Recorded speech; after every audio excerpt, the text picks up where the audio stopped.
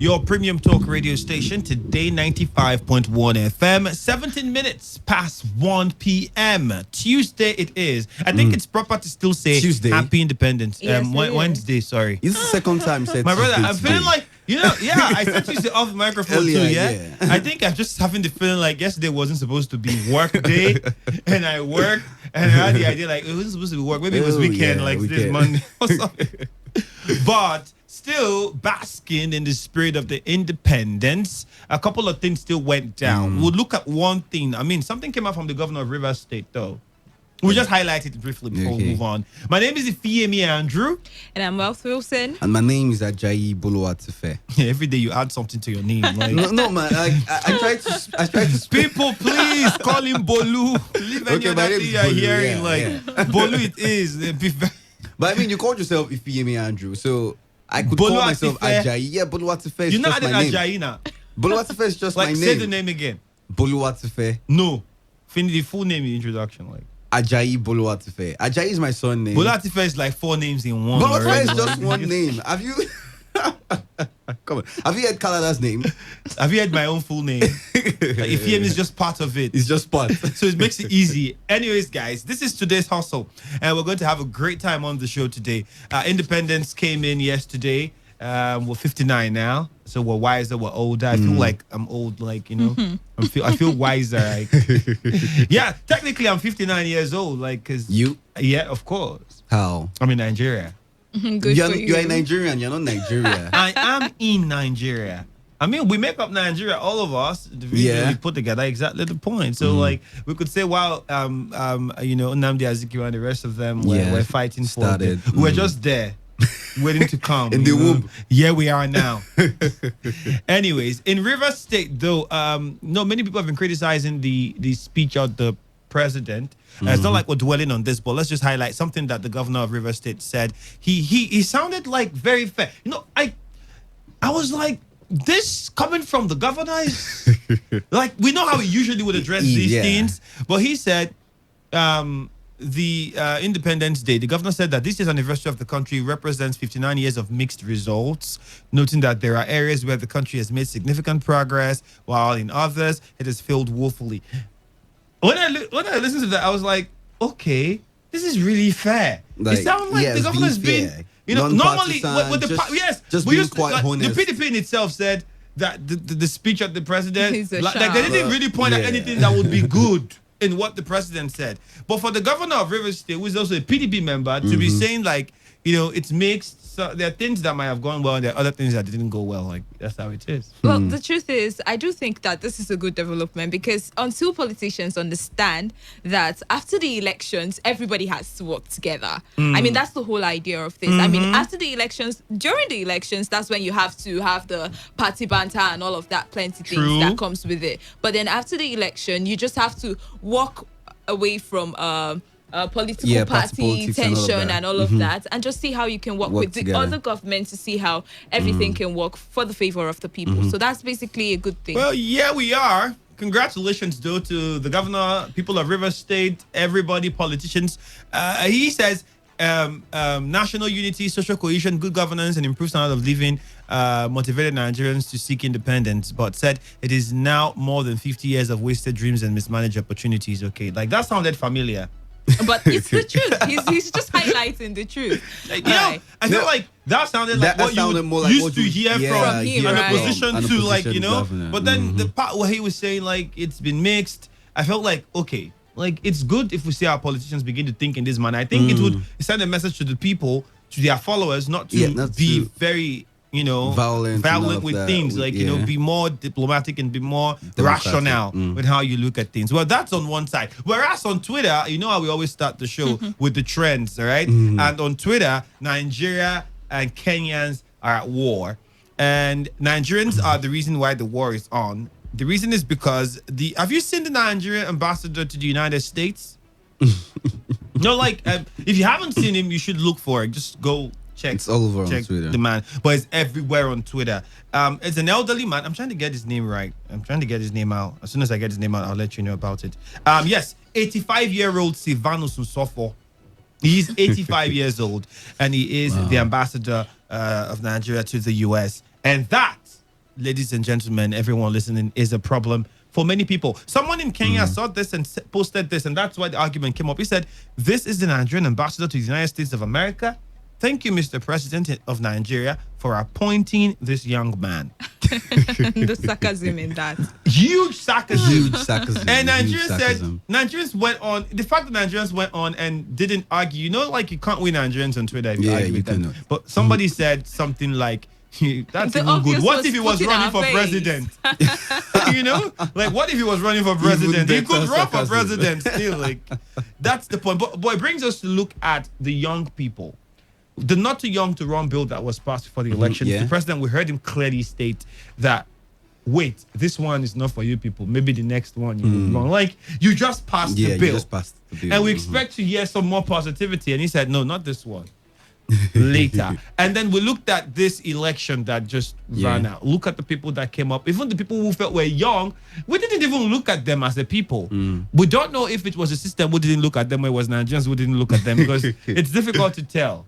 Oh, the truth is, we Nigerians did not look at them for those candidates. Honestly, I did expect a lot of the Nigerian youth to come out and say, okay, Mogalus and the rest of them. let's see how we Well- can just push these people and all of that. But we weren't looking that way. We're just looking at the big parties. And we're looking at the whole big tussle between the almighty Atiku and Buhari. That was all we concentrated on. So somehow it's our fault. Okay, so maybe we're not ready for that change. Maybe we're not ready for all that So responsibility. we're just saying we need yet. You know young what? people, but No. we're not ready to Yeah, give them. it's all audio. I think we were ready at the last elections, and I say this because a lot of Nigerians were expecting the likes of Mogalu, the likes of Ezekwesili, and other young people to come together and form just one single candidate.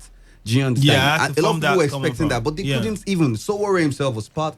I think they were supposed to form a pact, and people were waiting like for that pact. And like you saw, they all went their separate ways, ambition and all of that. Everybody was now separate. You can't fight two strong parties like that in disunity. You have to unite as one to fight the party. So I think a lot of Nigerians were waiting for them to come together. I'd like to look see. at it from another angle. I'd like to say that wasn't disunity. That was giving Nigerians a whole lot of options to choose from. That's what I would like to look at it from. Well, is there a problem with age? Like, having advanced people, like age-wise, in the at the helm of affairs? Because many would always go back to before independence. Everybody was really young. I think the oldest Yeah. person then was about 30 something or thereabouts. Because we had 27. Even the current president Was about some people 27 or 28 when we had when- the I think Bobosofi Brown was saying, I was in school. We heard of President Muhammadu Buhari. That was during the anti-cultism summit today FM had, and he said, and now I'm old. And he's my president. And I'm thinking, how did that happen? But if we look at the names within the political space, there are people who've been there, before. and they're still the ones who They're are still the relevant. ones who Is are it right. like a deliberate attempt, or are we having, and then the appointments? Like, I'm not saying nothing wrong having. Well, to me, I feel like something is wrong having an 85-year-old as an ambassador to the US. I mean, to the US of all countries, you'd expect more. Yeah. But wouldn't you expect that maybe you're looking at experience as well, since you're dealing with the United States?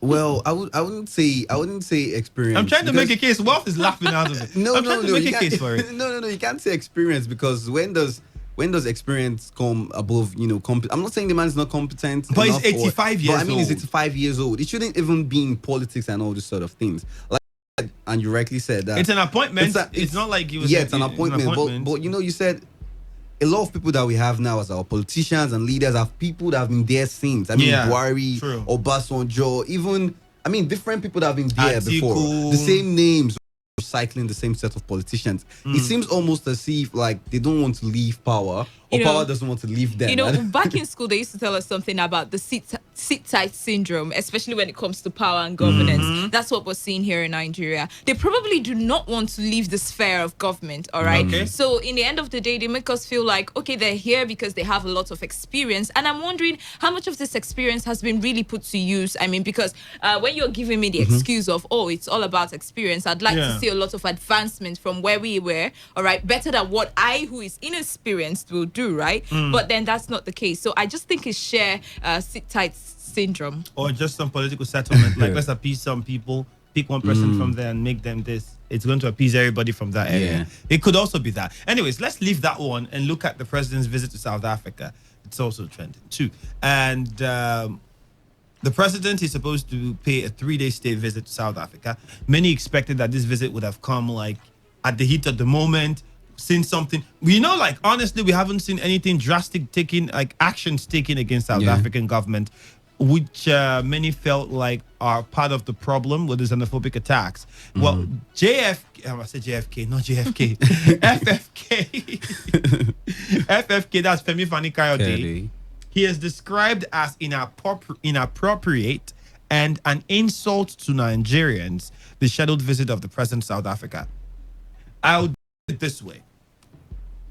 His words might sound harsh, but I too myself, when I first heard the president was going to South Africa, I felt bad. I didn't want that to happen. Like I felt like we weren't supposed to be going to South Africa to meet them. They killed people or destroyed properties and their people. They should be coming to beg Nigerian government to say, okay, we don't. It's like saying that somebody was kidnapped. Okay, we had the issue within America. America is world power, right? I'm saying this because Nigeria brags ourselves to be giant of Africa. America, you could say, is world power, giant of the world, like they are. And you then see what's happening in China now, the trade wars, right? Xi Jinping sees himself as, also a world leader in the sense of China. And now there's trade wars. China did something to US.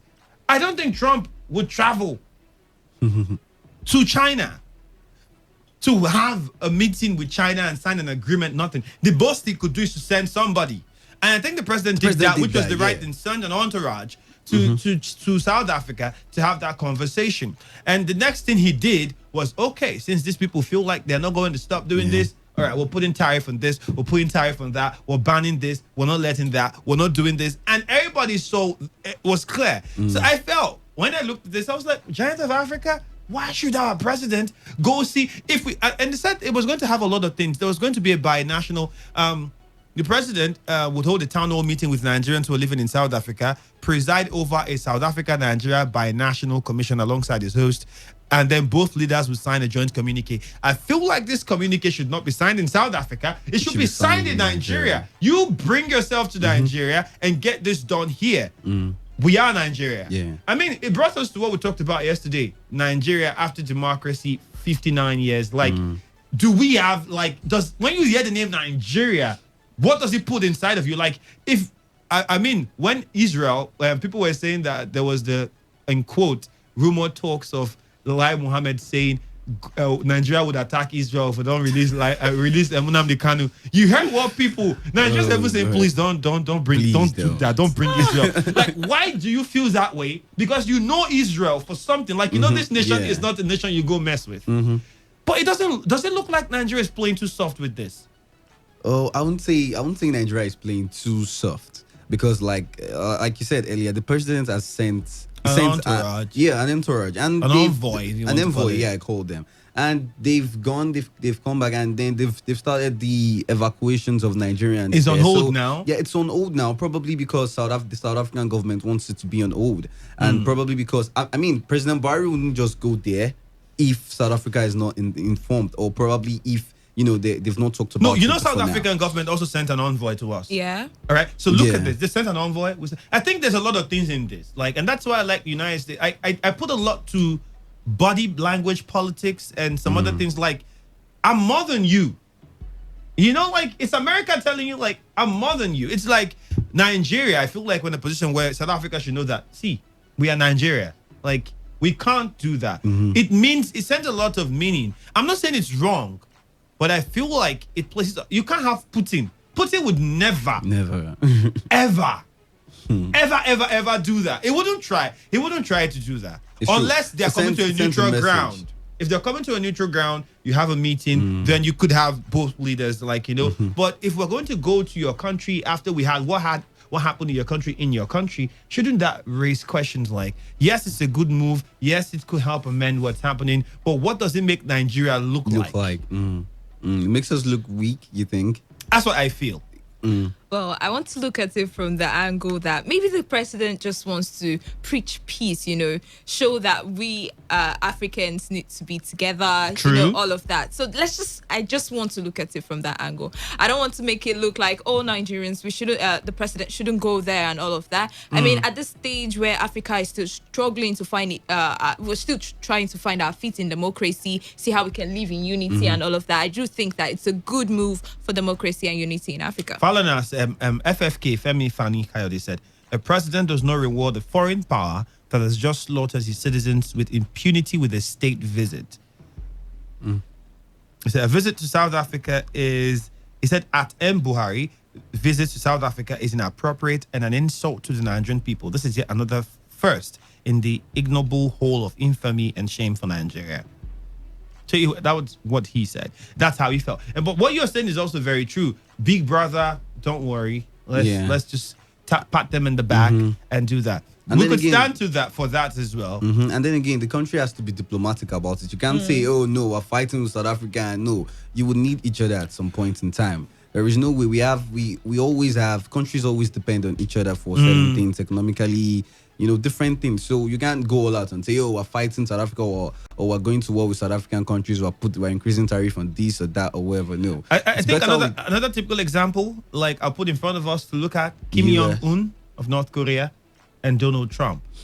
Those two had to meet to settle issues. To tell us that it means a lot for a country when the leader was leaving and why you're leaving and what you're leaving for. It tells a lot about the country. Kim Jong, age-wise, Trump is older than this man for crying out loud. But he says, my country has something, your country has something. Yes, you're world power, whatever, that's for you. This is North Korea, and we can't do certain things. And it has to be on neutral grounds. The most both parties did was send envoys back and forth. And when they had a meeting, it had to be on a neutral ground because of what they had. So I'm saying, yes, that's also a valid point. We're not saying fight South Africa or destroy South Africa or cut ties with South Africa. But I think I was looking at it like, for this that happened, South African government owes more to Nigeria in showing that they really want to settle this than us still going there to sign a communique in that country and sign a binational deal, trade, whatever in that country,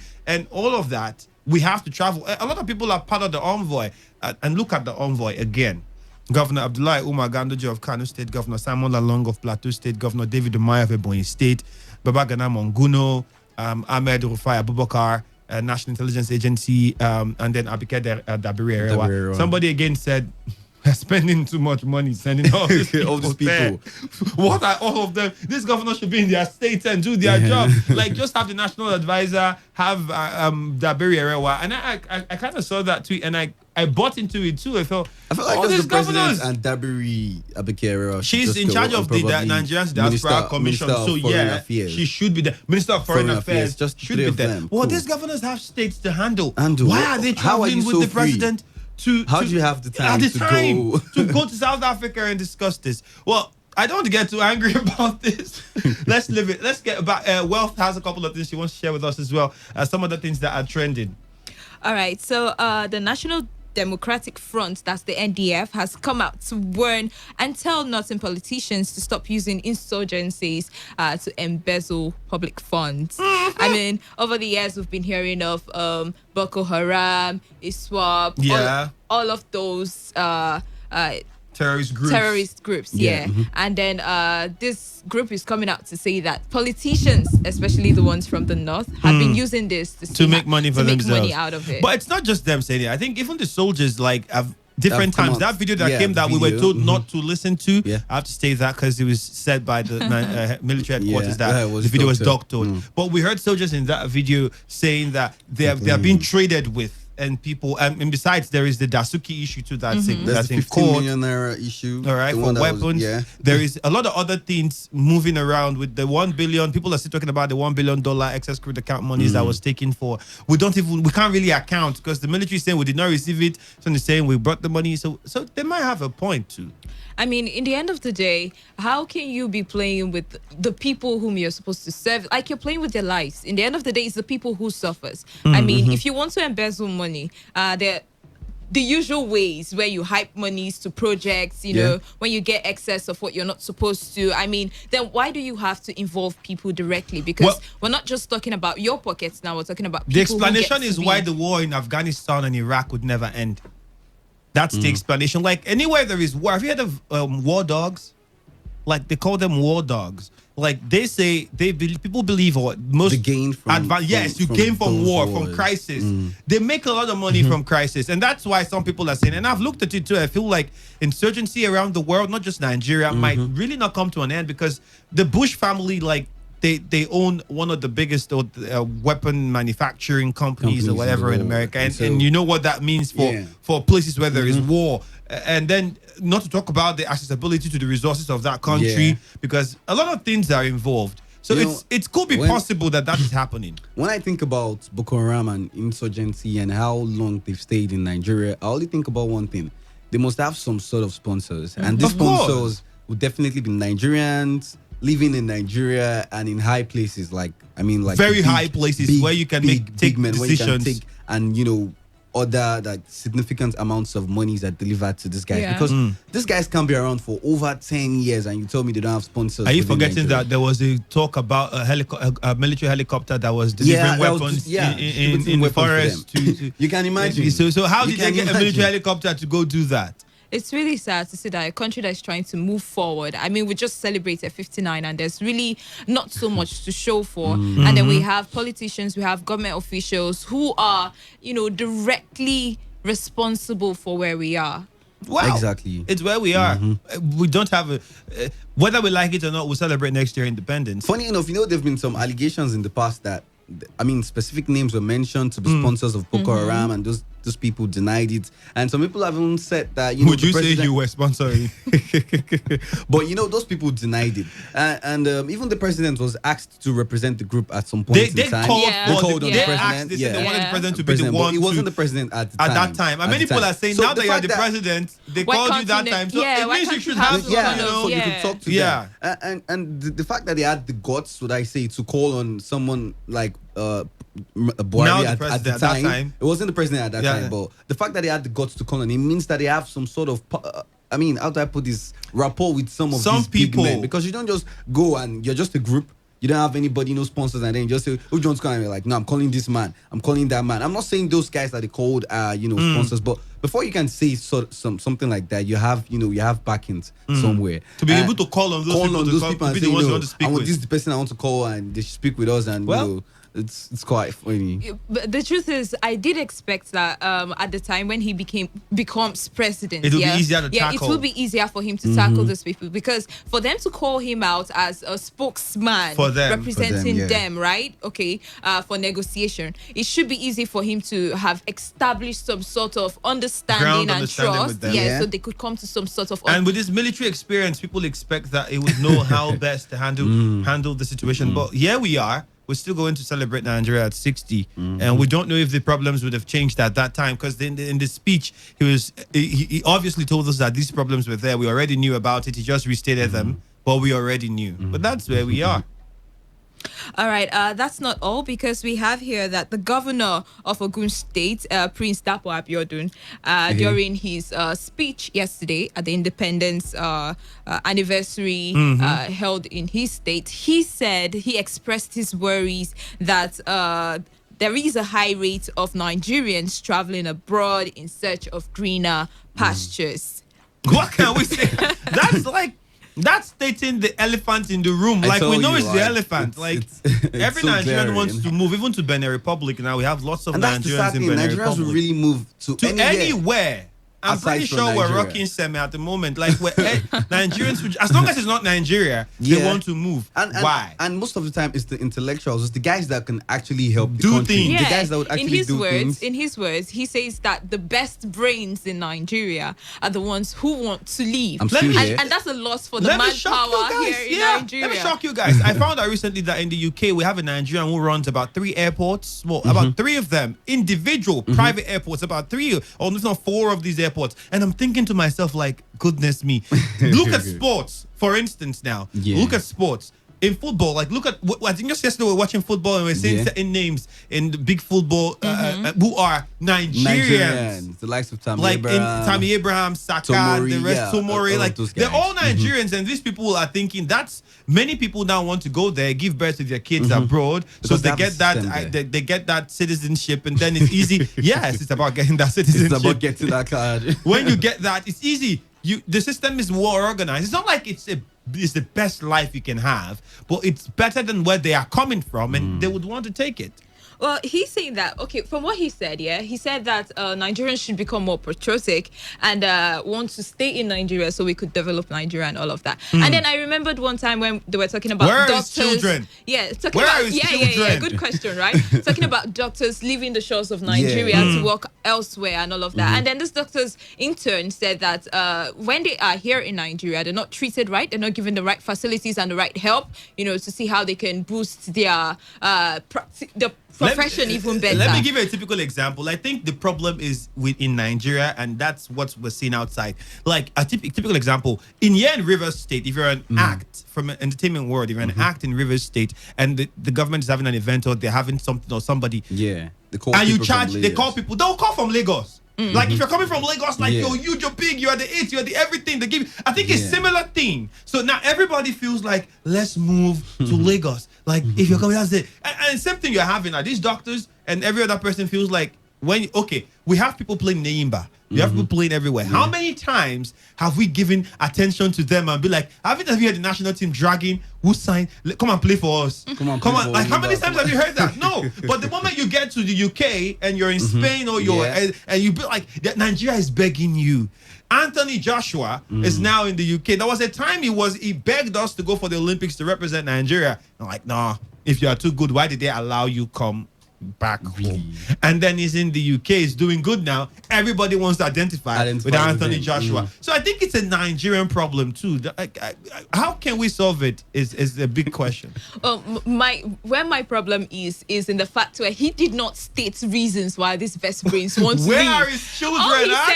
All he said was leave you and they need were to be unpatriotic. resilient, you need to be Keep patriotic, working, don't you leave. need to believe in Nigeria. And then you did not state that there are other factors that make you want to leave. I mean, the Nigeria you want to stay to serve does not want you to, does not encourage Encourage you. Like, you. if you expect me to be good to Nigeria Nigeria has should to be be good good to to me. me. At least to some That's level why or Americans something. can die for their country anytime. Because they are They'll tell you I'm sure. an American. They know Because that they will take care of them. Like they are top priority. They know. like if there's just one citizen left in probably a war zone or something, They will do must all they can to ensure get that person out. They they will took their get that people out person of out. Libya. How many Americans are you hearing are suffering in Libya? Check out Nigerians who came out yesterday from Libya. Like, you still ask yourself, we still have Nigerians that they're trying to bring back from Libya. After all these years, we thought all Nigerians have been left out. There is no Americans that the moment. In fact, even here in Nigeria, it was not like we're bad, but the UK brought out a list and told their people, don't go to this place, that place. That's tell you how much care they have for their citizens. Well, it's where we are.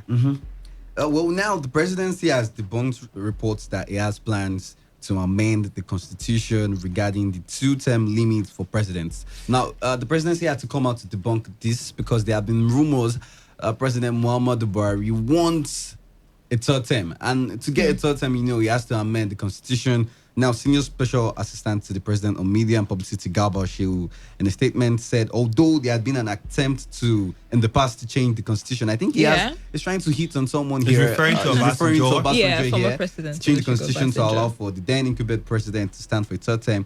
Such attempt was wrong and unconstitutional and will not happen under the administration of President Muhammadu Buhari. He further described the president as a Democrat who respects the constitution.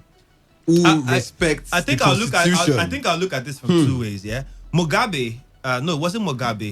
It was former France president, one of France's former president. All right, he was known for bringing the presidential term from 7 to I think 4 or 5 years in France. Like, I don't think it's really wrong for somebody to look at it and say no. Like, increasing the term would help us better. In China, it also was done. But I think the problem is in Nigeria at the moment and the way we stand. We don't even see what government does with what they do. Within the 4 years. years. Because 8 years. I can Because guarantee it now you. feels mandatory. After I your can first 4 years, guarantee you need a second one. If it is very evident like if it is visible to the blind, that the more you stay, that the better. the president at the moment is doing so good, exceptionally good. I can tell you, if he wants to do a third term, no Nigerian would kick against. People would support the idea. People would say, we need you to continue. I'm telling you, so the point is not about it happened in Singapore. It's not about whether or not it's right. I think it's because we are seeing that what are you doing with what you have? Like what we're giving to you has not even touched. You've not really come out to do something extraordinary. So why do you need an extra time? It's just to elongate your time with your cronies. That's what people would say in quotes, but it's where we are. In fact, a group came out to protest last week, the stage 1 protest, supporting the president's tenure for an extended term. And I'm being like, some people are paying groups again. Like, I'm just alleging. I'm not saying I saw them or spoke with them, but the idea is, I feel the president might not want to take a third term, but I feel like some people around the president might be wanting to use that, if it were possible, to gain more. That's how I look at the situation. But what do you feel like on the general notes about third term and all these rumors that we're hearing? Do you believe it's possible? I just did it. I don't. I feel, that's what I just said now. I think the president would not think it on his own. I don't think the president on his own would sit down and want to do a third term. But you feel like there's some elements within the presidency or that's within the party. Point. There might be people within the presidency that might be gaining a lot from the administration, however they are, and they feel like we've not gotten the gold mine. A third term might help us get there. And then some of the statements that have been coming from the presidency, 10 years plan. You know, all of these things would hint. Yeah, it would hint. And I feel this is testing waters. I feel this now it could by be this group could be testing waters. Just like we had with the posters that came out earlier on. Even if the APC said it was opposition, but whichever way it went, it's to test waters. I do believe that whatever they plan to do, they should know better. I mean, from what happened previously, the first movement for the third term agitation and all of that, so they should know better. And then, first of, they should also remember that it is only a government worthy of stay that can push for this. Come and say third term. That's just the point. Exactly the point. If you have an exceptional government and you do well, and you don't need to say it. People would already start saying, stay. People please, we don't want another president. Like Mandela, they wanted Mandela to be there for life. Xi Jinping of China. Lee Kuan Yew of Singapore. People said, don't leave because of how well you are doing. So I think that would, if you want to stay for life, just do it. But then we'll give you life. In Garbashew's statement, did you think it was necessary to call out? I don't think it was necessary, because that was the call out for me. And that's the problem our politicians have.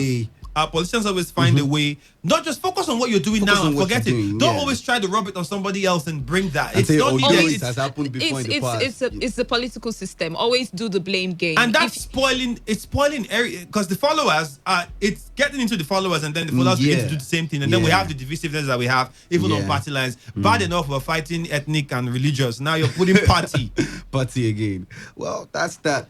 This morning I saw a report on Punch newspapers about a stepmom that maltreated her daughter, and the way she maltreated her was quite, disheartening. She poured hot charcoal into the young girl's private parts.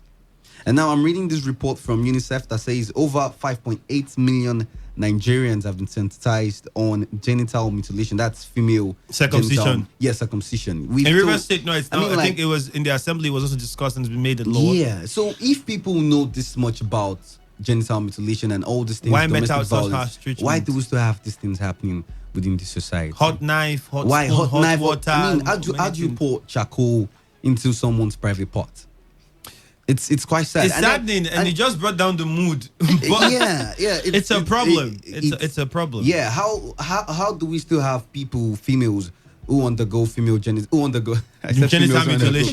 undergo genital mutilations? I mean, females shouldn't be circumcised anymore. We've said this over and over again. It's wrong.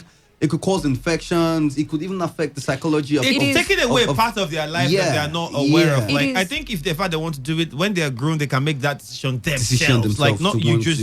it's not something that's Well, encouraged. it is sad that after all this sensitization, after all of this awareness brought to a lot of people, I mean, everybody should know the do's and don'ts about circumcision. And then we still find a lot of African homes, a lot of Nigerian homes indulge in such practices. It's quite disheartening. It is really wrong. I mean, this is the 21st century, and we still have people who engage in genital mutilation. Well, if you don't know now, in Rivers State, it's a crime. So if you're indulging in that, please stay people will away, always or say the law it's will their come tradition. for you. Yeah, that's They another will always part. say it's their tradition and Sticking they to don't want to change traditional it. beliefs. But then again, the world has evolved. You can't tell me that some things in your tradition hasn't changed even till now. Like, I mean, Your tradition did not used to use mobile phones. now. exactly the point. But you use mobile phones Yes. now. You know, when people say that, I'm wondering to like, myself, it's you your didn't used to tradition. dress the way you're dressing now. So why would you copy this part of civilization and feel like another part of civilization that because you hold dear to this one, you don't want to let it go? I feel we should be open-minded and try to put the human beings involved in perspective. This is an individual. This is a person we're looking at here. It's easy to do away with other things, but this is a person, and they have a will of their own. Yeah, they have a will. And I'm pretty sure most of them, if they understand the whole process, wouldn't have wanted you to do that, or wanted you to do that rather. But it's where we are. Again, we repeat, it's a crime in River State. And I think that's congratulations to River State House of Assembly for ensuring that they come and look into that, even though we still have people who believe that the traditional rights are eroding and we should hold still to some of these cultures and values. I mean, and child abuse is a problem, because what you said you saw where hot charcoal was poured on a lady's private part, that's child abuse. To say that people still abuse children or even human beings in that way, The manner. I mean, it blows my mind, but it's what it is. It's a problem. Recently in Kano, was it not Kano, Kaduna, where they found the house that was the in organization Kano. where in Kano and State, even where they had, men, not just children. and they said there's a problem of sodomy and a lot of other things that were being done there. So people do these things. In Libya, I mean, we still have people selling human beings, you know. So I think more has to be done to sensitize people and see how we can cut back on all of this excesses. Meanwhile, let's quickly just see how many calls we can take before we go on the news update. Interesting conversation until we went all the way. We'll take some of your calls now. After the news update, when we return, we'll still take more calls before we get on to what we'll be looking at on the second half of the show. But for now, if you've been listening to us and you have stuff to say concerning what we have raised so far, on trending issues, you can call the phone lines and let's get your thoughts on these. Hello, good afternoon. Andy, Bolu and West, good afternoon. Good afternoon. Mascot. Mascot is calling from Port Harcourt. Go on. On the trial, honestly, you. because today I said I'm not going to call, but you people brought up one topic. You like to bring one thought-provoking and, topic that you must try to call. Well done, all of you. Thank you very much. You see, we don't need that refutal from the presidency by Garba Shehu. We don't need it.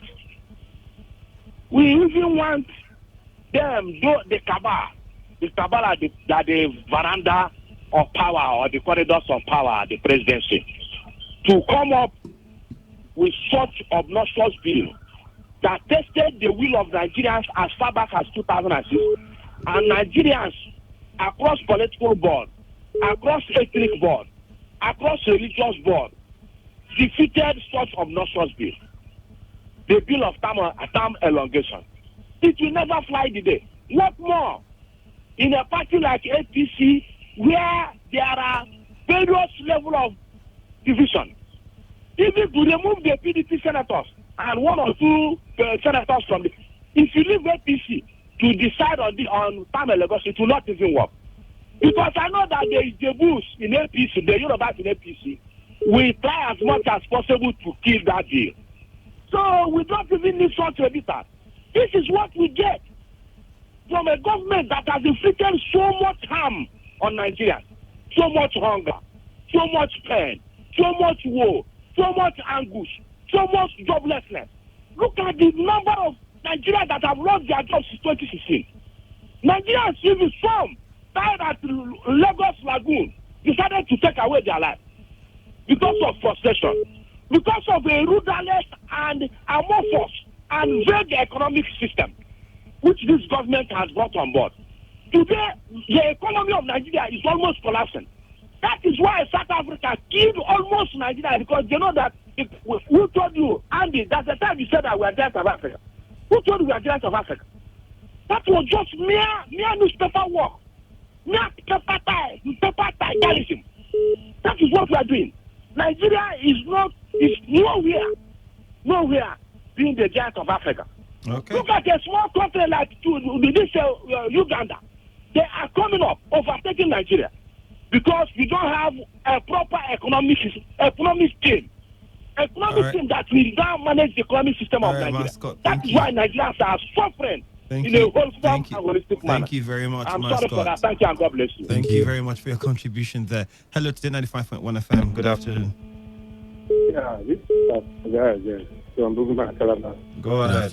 Yes, the president has said several times that he's not a power-hungry man who will go the ways of the former PDP president, Olusegun Obasanjo. You see, every PDP is crying today is something they have done. It is something that emanates from them, that people have seen from them. I don't think PDP members should have the guts to even be talking about hunger in there. Who brought in the hunger? It was them. If they are even when they came into power in 2019, they kept this country in a very pleasant manner. I think life would have been very well with people by now. And those who will come in would have only just to come and compliment from it. You understand? So I don't think any PDP member will become. Every suffering you see today in Nigeria was brought in by the People Democratic Party. That is it. So President Buhari do not. Are they in power now? They are not in power, but the symptoms they left. If you have go and see somebody carrying HIV, all right, Isaiah, thank you. See, you understand? Thank you very much. HIV they brought into this country, still they are killing people. Thank you, Isaiah. You made your point. Thank you very much. All right, 08109510951 and 08170000951. Hello, good afternoon. Good afternoon. Good afternoon. You're welcome. I'm Noble, brother from Elias. Go ahead, Noble. PDP brought hunger. Who says that? Are we not in Nigeria when PDP was in power then? How much are we buying fuel then? Is it PDP that make this fuel to cost now? What a bag of rice, yam, foodstuffs? Remember, when our president took over, he never believed there is something like subsidy before he took over. But when he entered, they have said there is something like subsidy, and even remove the subsidy. That is why we are buying fuel at 140 something, so that we will use that fuel subsidy to put it in another thing. But the same subsidy, he's still paying it till tomorrow. How sincere the person is? Is it PDP that bought guns for all these horsemen that clean the whole country? Even the president even sent one of the security chiefs go to this place. He never go. It's the PDP that told the man not to go there. See, the problem I have in this country is that the politicians have no Nigerian system. Divide and rule, blame one person, other people will just hook on that, then they do what they're doing. I think our current president have destroyed this country. Mind you, just like he said that some people are protesting for him to continue in power. Remember, there is one Senate governor, one senator, when they are elected, he said that he will make the rule for president to be president for life. Thank you very much. I wish you could continue, but we have to go for the news update. When we return, we continue with the phone calls before we get on with the second half of the show. Stay tuned. Today's hustle continues after now.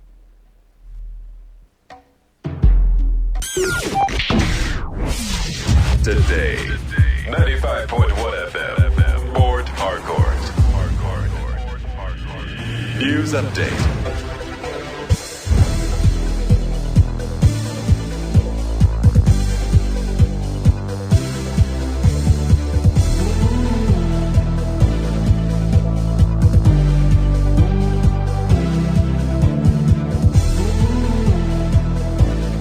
Good afternoon, and here is the news update on Today 95.1 FM. I am Ifeemi Andrew.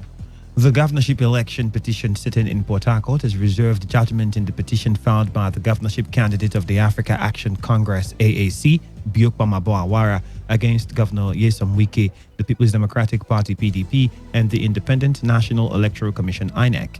The three-man panel of the tribunal, led by Justice Kingsley Ojiako, reserved the judgment for a date that will be communicated after parties have adopted their final written addresses.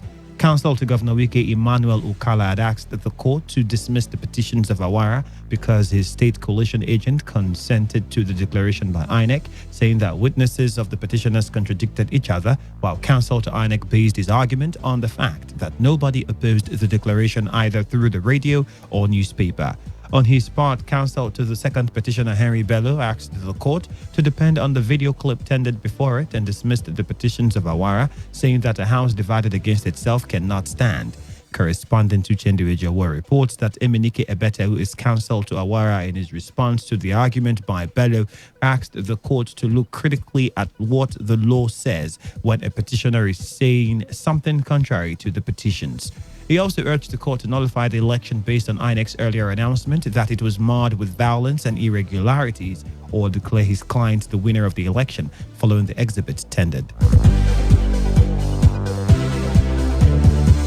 Elder statesman Edwin Clark has said restructuring the country will help address its many challenges. Clark, who revealed this in an interview with journalists, said without restructuring, no meaningful progress will be achieved in the country.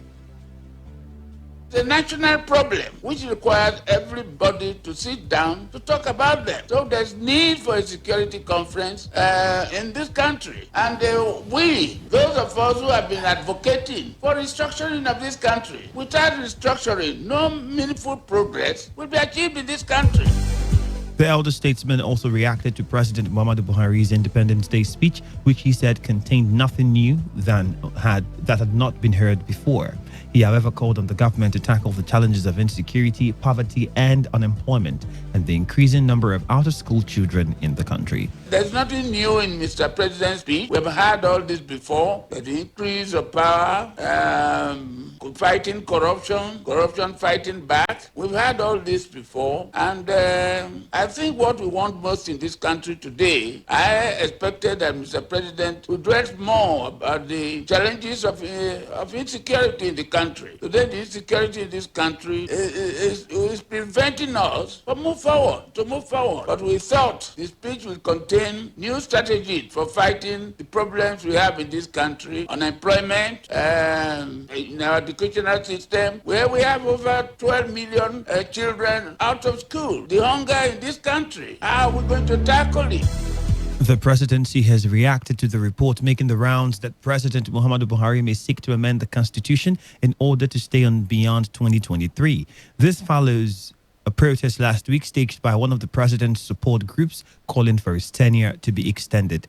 The presidency, however, said in a statement signed by the senior special assistant to the president on media and publicity, Garba Shehu, that it wished to correct what it described as internet-based gossip and uninformed media commentary regarding presidential term limits, which was given credence by street demonstrations staged by so-called support groups asking the president to do a third term. The statement noted that there are no circumstances under which President Buhari may seek to amend the constitution regarding the two-term limit on holding office as president, and added that the president would serve his full second elected term in office till 2023, when there shall be a general election in which he will not be a candidate. And on the foreign scene, the Malian government has said at least 25 Malian soldiers are dead and 60 more are missing after militants attacked two army outposts. This comes after camps in the towns of Bolkesi and Mondoro near the border with Burkina Faso came under attack. This is one of the deadliest attacks against government troops this year in Mali, which has suffered jihadist violence and ethnic rivalry since 2012, when Islamic militants took over the north of the country and France launched its military intervention. The government said its troops killed 15 militants and have since recaptured the area but lost a lot of equipment. And that's it on the news update for the hour. Thank you for your time and bye-bye for now.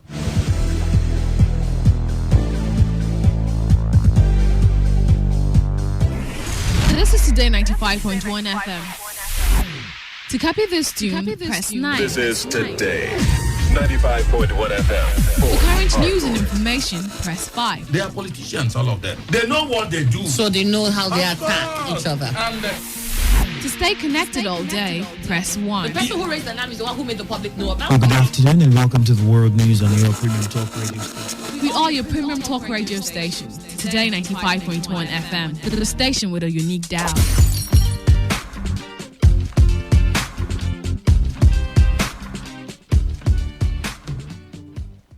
Na wani samun yanshin kai Nigeria. Happy Independence Nigeria. Nigeria, nyini do kid. Ya idiana kid. Ya imai dem nyin. Idare siro carry demo Nigeria.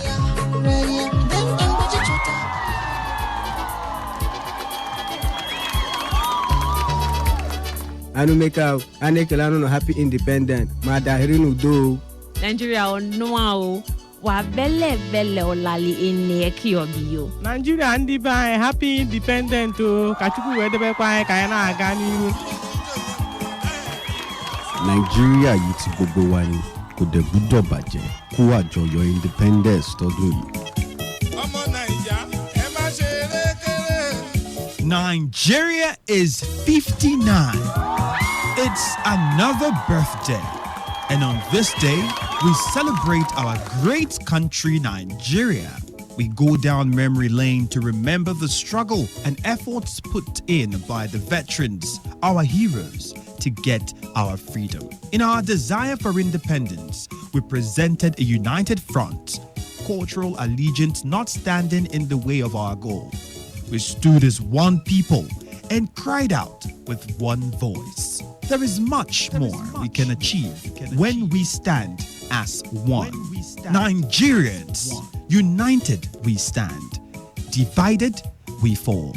God bless Nigeria. We are green and white. Welcome to the giant might. The greatest strides will someday bring us pride. But till that day comes, we will rejoice and celebrate. It is our independence. Today, we are 59. Happy Independence, Nigeria. This message is brought to you by Today 95.1 FM, Voice of the People.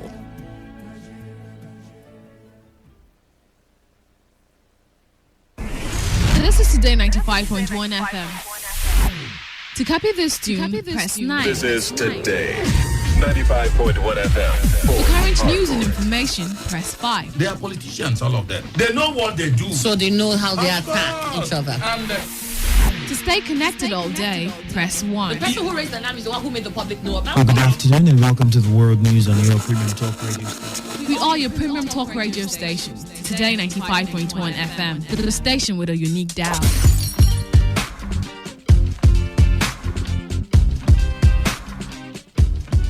This is today's hustle. One show that embodies objectivity. We raise the bar in examining the good, the bad, the sordid, everything that has to do with society. In America, you buy a big house and you pay gradually for 30 years of your life. That is politics. In Nigeria, you carry out your salary and go and rent one bad politics. Everything that has to do with you society. must negotiate. If we don't negotiate, when a man is pushed to the wall, he bounces back with double levels. We have been pushed to the wall. The Hustle. Every weekday from 1 p.m. to 3 p.m. on Today 95.1 FM.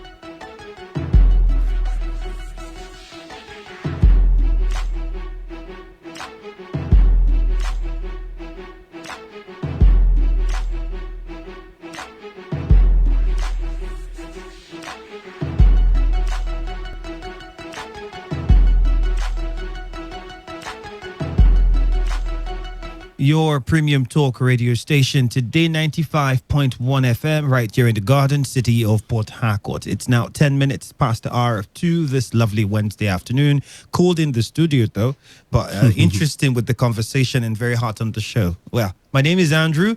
I'm Wealth Wilson. My name is Ajayi Boluwatife. He said it and looked at me like. Anyways, we're coming back to the phone lines to take some more of your calls before we move on to the second half of the show. We're quite aware that we didn't give you enough time to contribute on the issues that we raised on the first half. So yes, you can call us up and let us know what you think about some of the things we raised. We talked about the the U.S. ambassador to Nigeria, like 85 years old. Where is the place of the youth? We also looked at the FFK statement with regards to the president going to South Africa for a 3-day state visit. I mean, why should he be going? That was what FFK was saying. Say it's an embarrassment to Nigeria. We're not supposed to be going there. They should be coming to us. And then we also talked about nothing. Politicians making use of terrorist groups to embezzle public funds. Right, yeah, making money from all of that. And then we also talked about the best brains in Nigeria migrating from To other Nigeria to countries. greener pastures. Then we talked about the presidency and rumors of the third term. The presidency debunked those rumors actually, so we talked about that. Then we also talked about female genital mutilation. And UNICEF's reports on that. All right, so let's go to the phone lines and get some of your thoughts on these. Hello, good afternoon. Good afternoon. Good afternoon. My name is Eric. I am calling you from Port Harcourt. All right, Eric, go on. Thank you. First of all, I'm aware that yesterday many persons did not exchange Happy Independence pleasantries on phone or on social media. A lot of persons were angry about that. They rather tell you Happy New Month. That's it. I am telling you the truth. Yeah, I'm aware of a friend who blocked out 20 persons for just saying Happy Independence. You know, that kind of thing. That gives you an impression of how people look at this country at the moment. And that is a place where somebody is, whether it is rumoring or whatever, saying one person who is in charge will be amending constitution to continue for the next 4 years. And that kind of, and I'm even surprised that you people are in the studio comparing certain presidents with the persons like Mandela and persons like, No, we weren't comparing. We're only telling you that we had these people in their own countries were offered life, well, how would I put this? President for life. Some of them were, they didn't need to come out and say they needed to amend any constitution. So we were actually saying the constitution, if the president was doing very, very well, exceptionally well, nobody would need to come out and talk about third term because people on their own would even say, hey, run for third term. Let me tell you, when Jennifer Remy of Blessed Memory was alive, there was a time when Obasanjo was the president. He was claiming he will do electricity. He has given us GSM and that he can even die for this country. You know what Jennifer Remy told him? That he should please not die a shameful death. You understand that kind of a thing? So even if this man was turning Nigeria into heaven, he should not continue for the next turn. Just do what the constitution allows you and allow. But sometimes I'm even wondering why, if it is possible, barring all incidences of tyranny and whatever, Nigerians can even protest on the street and terminate this term prematurely because what we see now, if you allow it to continue, people will be dying like thousands. Thank you very much. Have a nice day. Thank you. You know, he came from a different angle. He said instead of going to say we need, somebody should say, no, it's enough, just end here, let somebody else continue. But it's just, it was what you get with Nigerians, mixed reactions. Hello, Today95.1 FM. Yeah, good afternoon, Andrew.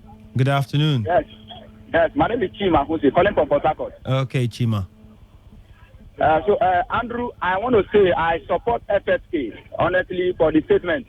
I think it's a shameful thing and disgrace to this nation for our president to travel to South Africa. What is he going there to do? South Africa, who has decided to victimize many Nigerians that have come to reside in their country doing business, in as much as I don't hold briefs to the people that are into a crime in South Africa. I know that there are so many Nigerians who is doing legitimate business in South Africa. And South Africa decided, and I seek relevance with the federal government of South Africa in what is happening. Because Cyril Ramaphosa have never apologized to Nigeria. The apology we deserve. We lost that course. But then he was making a very valid point. We haven't really heard the South African government emphatically come out and apologize, not just to Nigeria, but all African countries really put out statements, not in the media, not like maybe the envoy came and did a secret apology. The event, whatever happened didn't happen secretly. Seriousness, but a public apology by the government of South Africa to Nigerians and all other Africans would really hit, it'll make people know that, okay, yes, the government of South Africa is trying, putting in all the efforts. So would this point that perhaps the government of South Africa is possibly in the know and maybe contributing to what's happening with the xenophobia. I don't want to say that, but you've heard statements from some of their, people in power over there in South Africa, like the deputy minister of police. Yeah. You heard what he said. Also, I think one of them also made one Yeah, statement like the that. minister for foreign affairs. So if you have people in positions like that in the South African government making such statements, then apparently we have people And there I who was also support. of the conspiracy or idea that I feel at the time South Africa now economically not doing too well. Yeah. People are beginning to say Ramaphosa should leave, no jobs, And no then this, this comes up. I feel like perfect thing to divert the attention. Let's say it's the foreigners who are causing everything. Put it on the foreigners. Hello, Today 95.1 FM. Good afternoon. Hello, Captain. You're welcome. Your name, please, and where you're calling from. I'm Joshua calling from Upmost Community. Go on, Joshua. I want to talk about the president traveling to South Africa. A welcome development because Bible said in book of Hebrews chapter 12 verse 48 that make peace with everybody. If our president is going to make peace with South Africa because of Nigeria there, I don't think there is any harm there. This is not a political issue that bring on the president is not supposed to be here. If going to there will resolve the issue, I will advise the president for our people to take. Actually, none of my country is there, but as long as it's a Nigerian, yes. Then another one is already made things in Nigeria. Just like you were saying that the doctors are leaving Nigerian and other things. Nigeria like already made things. Nigerian, if they know that you are good, nobody want to carry you along and make it perfect for them. But they want you to travel on your own and make it easy for yourself. And then when you come back, they will be begging you to come and play for Nigeria, come and be a doctor in Nigeria. How can you be, if it were you won't reason of going there because nobody assisted you. Another one is amending Nigerian constitution. They should not even go to that because the president and his cabinet has caused a lot of harm to this nation. They should not even try it. All right, thank you. You made your point. All of us will go to the street and protest. Whatever. Thank you. You made your point.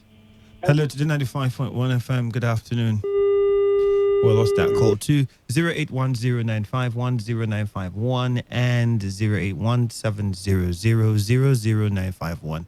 Those are the numbers for you to call and air your views on the show today. Hello to the 95.1 FM. Good afternoon. Good afternoon, Andrew.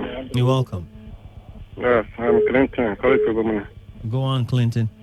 I want to talk about our president traveling to South Africa. Okay. Well, I want to ask a question. The flag that takes this president to South Africa, is it Nigerian money or is it in his own pocket? Because this our president has traveled enough. So if for him to travel now, this is made after that.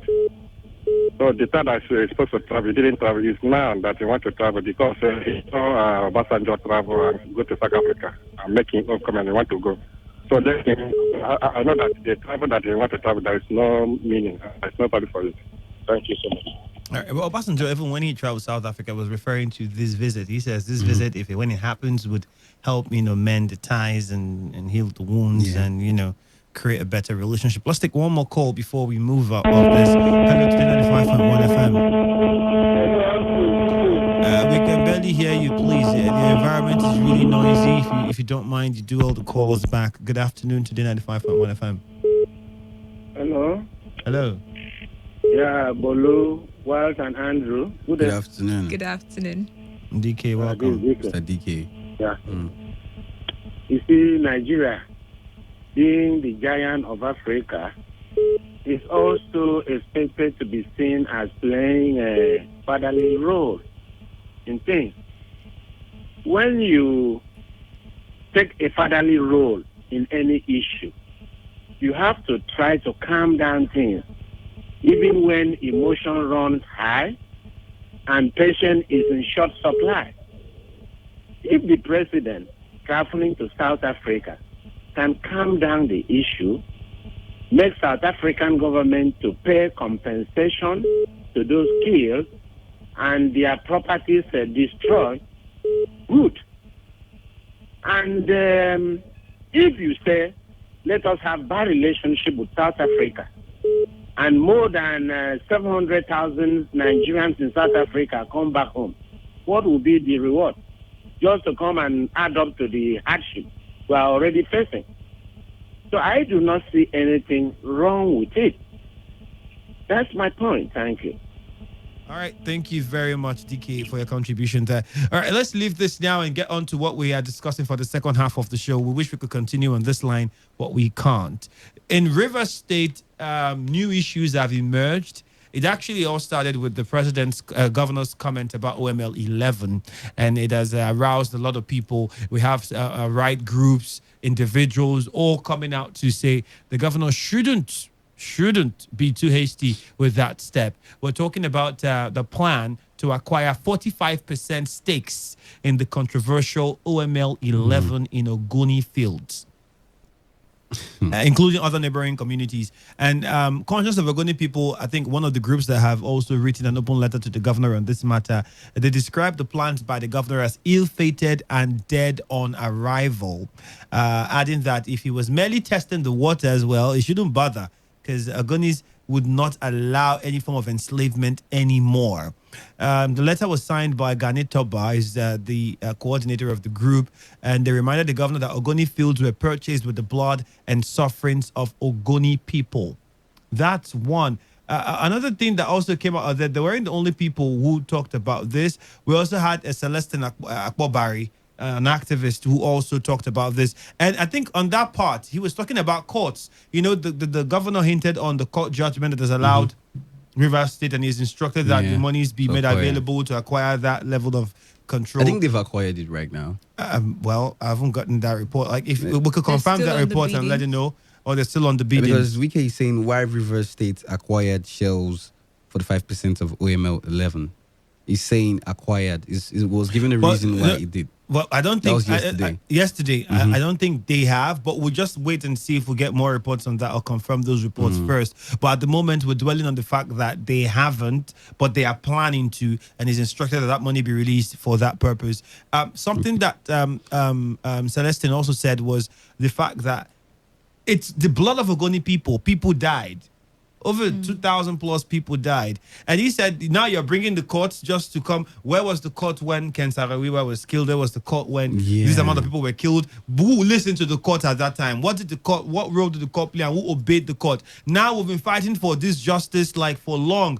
What has the court done to fast track that? It's over how many years? Going 20 years plus? We're still waiting for something to be done. So you understand the plight in that angle. But if we also look at it, should the government really not be, shouldn't they be communicating with the elders of Ogoni land and other communities that are involved first, and see that there's some sort of agreement? You might see where the government is coming from, because if they have that, well, it could create jobs. The government will be looking at dragging these companies to come in, and the jobs that it would create and all of that. But then they were also suggesting, I think the conscious Ogoni people were suggesting other areas the government can use that money and grow. That would, peace would not bring about any crisis, and you still create jobs.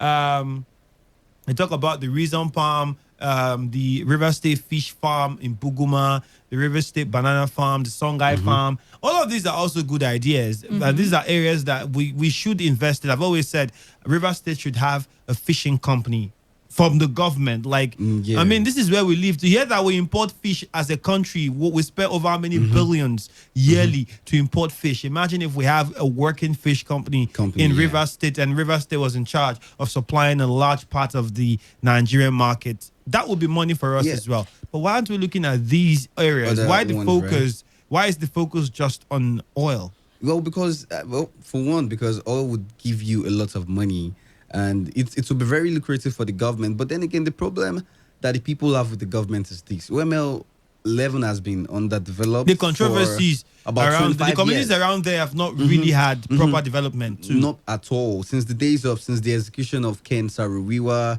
by the then military dictator, I think Sonny Abacha. So people there feel like there's blood on this people land. There. First of all, what they want is for the company to develop the land. and do the right things, pay your royalties, I think, and all of those things to make sure that the people are on par with the company, and then the state government is in turn now deciding to buy shares, I think, in that same OML. So it's quite, I don't know, it's a tricky one for the people. They're not happy with the government. Activists have been, kicking against it. Well, the state government also said that it is more preferable for the state to acquire OML 11 than another buyer coming to get it. And let me quote this. He said, another buyer would exacerbate the poverty of the people of the state. It was preferable that a responsible and responsive state government should weigh in and bid for the purchase of SPDC's interest, already set down for auction and all of that. And then he also said that Rivers will relinquish some of its 45% equities in the block to local communities. Yeah, so it then means that somehow he's putting them that's into... where we're coming. Why was there a conversation with the community and the people in the communities before this step was taken? Or while this step is ongoing, let's say it came as, like, for instance, the $1 billion security thing that the president did at the time. It was an emergency. He said he had to just do it because there was a window. Let's say there is a window and you had to take that window, and that's why you're rushing. Should the government not now, bring the people together? Because the truth is, people would always talk. There would be those fears and worries. Shouldn't the government bring them together and let them understand and say, okay, see, let's have an agreement on how this is going to happen. We understand what has happened on this land, but see what we're proposing, see what should happen, just so that everybody is carried along. Yeah, that's true. I mean, the people have been through the worst part of all of this put together, all right? So they have to be in the know. They have to understand that this is also for their own good. And then he also stated that since the whole breakdown or... I should use the word breakdown on the OML 11, that the potential blocks, but the potential capacity of the block, oil block, was nearly at 250,000 barrels per day. And then he said that the governor said that the federal government was missing out from the 55% stake, while Rivers had missed out on the 13% derivatives due to it on this. And I think that's the reason why perhaps the government is kicking on this, because a lot of revenue would come out of it. It would boost. Lots and I agree with that. Yes, no jokes. I agree. No lies with that. You agree. But shouldn't we also look at the people who suffered the most? Because when these monies come in the huge numbers that they would come, it goes to the state government. How much of it would actually translate in the life of the people would be evidently seen in the lives of those communities and people in there. Before the protest started and all of the fights, what did they get? I think that's where the people will be coming from. But this time around, they know who to point their fingers at directly. That makes it easy. Yes, it makes it easy for them. You can go to the government. They're not saying, "Oh, it's the chiefs and the government." They can point directly at the government and say, "Look, you got this place. You promised us this. You said it was preferable for you to get it than any other state, and then any other government, any other state government or any other company. And now look what you're doing. The place is underdeveloped, and also I feel personally, for me too, I feel like it's better that River State government got it. Well, I do understand. Like, the thing is, you are correct, yeah? But then, when the federal government was in control of all of this, yeah, and acres of lands were destroyed, the waters and everything, you could point your fingers and say, okay, you're not doing anything. You're not compelling SPDC to do anything for these people based on what they're suffering. So what is the difference now? I mean, seeing that generally the responsive nature of the government, whether state or federal, is pretty much slow. I think from where you're coming from, it's easier to tackle the state government than the federal government. It's easier to tackle the state government. And then again, you read a statement there where the government gave reasons. Because another company could come and get these, and you could use this statement against the government. But then again, how many statements, like there are other statements that the government have been making to another things. But then again, they highlighted, the Conscience of People highlighted a couple of things. They highlighted infrastructure, and many things that promises were made before the elections or during the elections, right? Can you go hold the government now with those promises or to those promises? How many of those things have been fulfilled? Yes, they are working towards it. Time is still very young, but then you look at the first term. I think the people and the government should have a proper conversation, like Celestine was suggesting. Let the elders, the leaders, everybody in Ogoni, stakeholders, have a meeting. He was saying they have a meeting and then the government is represented in it. There are a lot of controversies around OML 11 that needs to be sorted out. I think a good government like this one, a responsible government like this government said he is, should listen to the people and come to them and say, what is the problem? Look at the reasons why we are doing this. Because if we don't, somebody else might get this, and this is how it might be to our detriment. So we should get it. But if you're not comfortable, why aren't you comfortable with us getting it? Tell us your fears, and let's come to some agreement on how we can sort out those problems. If that is being done, shouldn't that be done even? Because it sounds like that has not been done yet. Yeah, and that's why you're still hearing many more and groups are coming out and yeah. saying all they are saying. Yeah, I feel like they have a voice in this because they are the people that stay there and they are most affected by all these negative things that come with oil production and all of that. So I feel like if at all the government wanted to do that, this is the River State government and they are River State people. You should have spoken to them first and foremost, even before bidding or trying to take over and all of that. Okay. The people, I'm trying to imagine how they feel now. They must have felt like undone by the government, felt like betrayed. That's why I said because because they probably felt like the state government was in the struggle with them at the time when they were trying to look for all these things, but now they will not feel like, oh, both of us are trying to sort this thing out, and then you went by I decide to collect it without informing us and all of that. And that's why we have lots of activists and people protesting and say, oh no, government should not buy it. Well, let's know what you think if you're listening to us at the moment. Well, not if, I know you're listening. So talk to us and tell us what you think about OML 11, the situation on ground, the activity of the government, and what we're doing. So call us up now on 0817 00951 or 0810 9510 951. Those are the numbers to call. Yeah, some people have also pointed out the fact that some of all these issues arise because of some leaders in the community go to these companies to take bribe and all of that. So in the case of now that we have the River State, or we should have the River State government in control of that particular oil well, how do you think the communities will resolve issues of probably bribery and corruption? Because it's possible that you might have some. leaders? Because Celestine mentioned some chiefs that go at night. That might also come up as well. That might come up because as it well. comes up with private entities who also run these blocks of oils wells in the communities, and they collect monies, and there are news that they don't use the monies for what they should use them for, and the companies would assume that they have sorted out that problem. Meanwhile, some people are getting rich off of all of that. Well, hello to Today95.1 FM. Hello, Andrew. Yes, you're welcome. Yes, it's DK. Go ahead.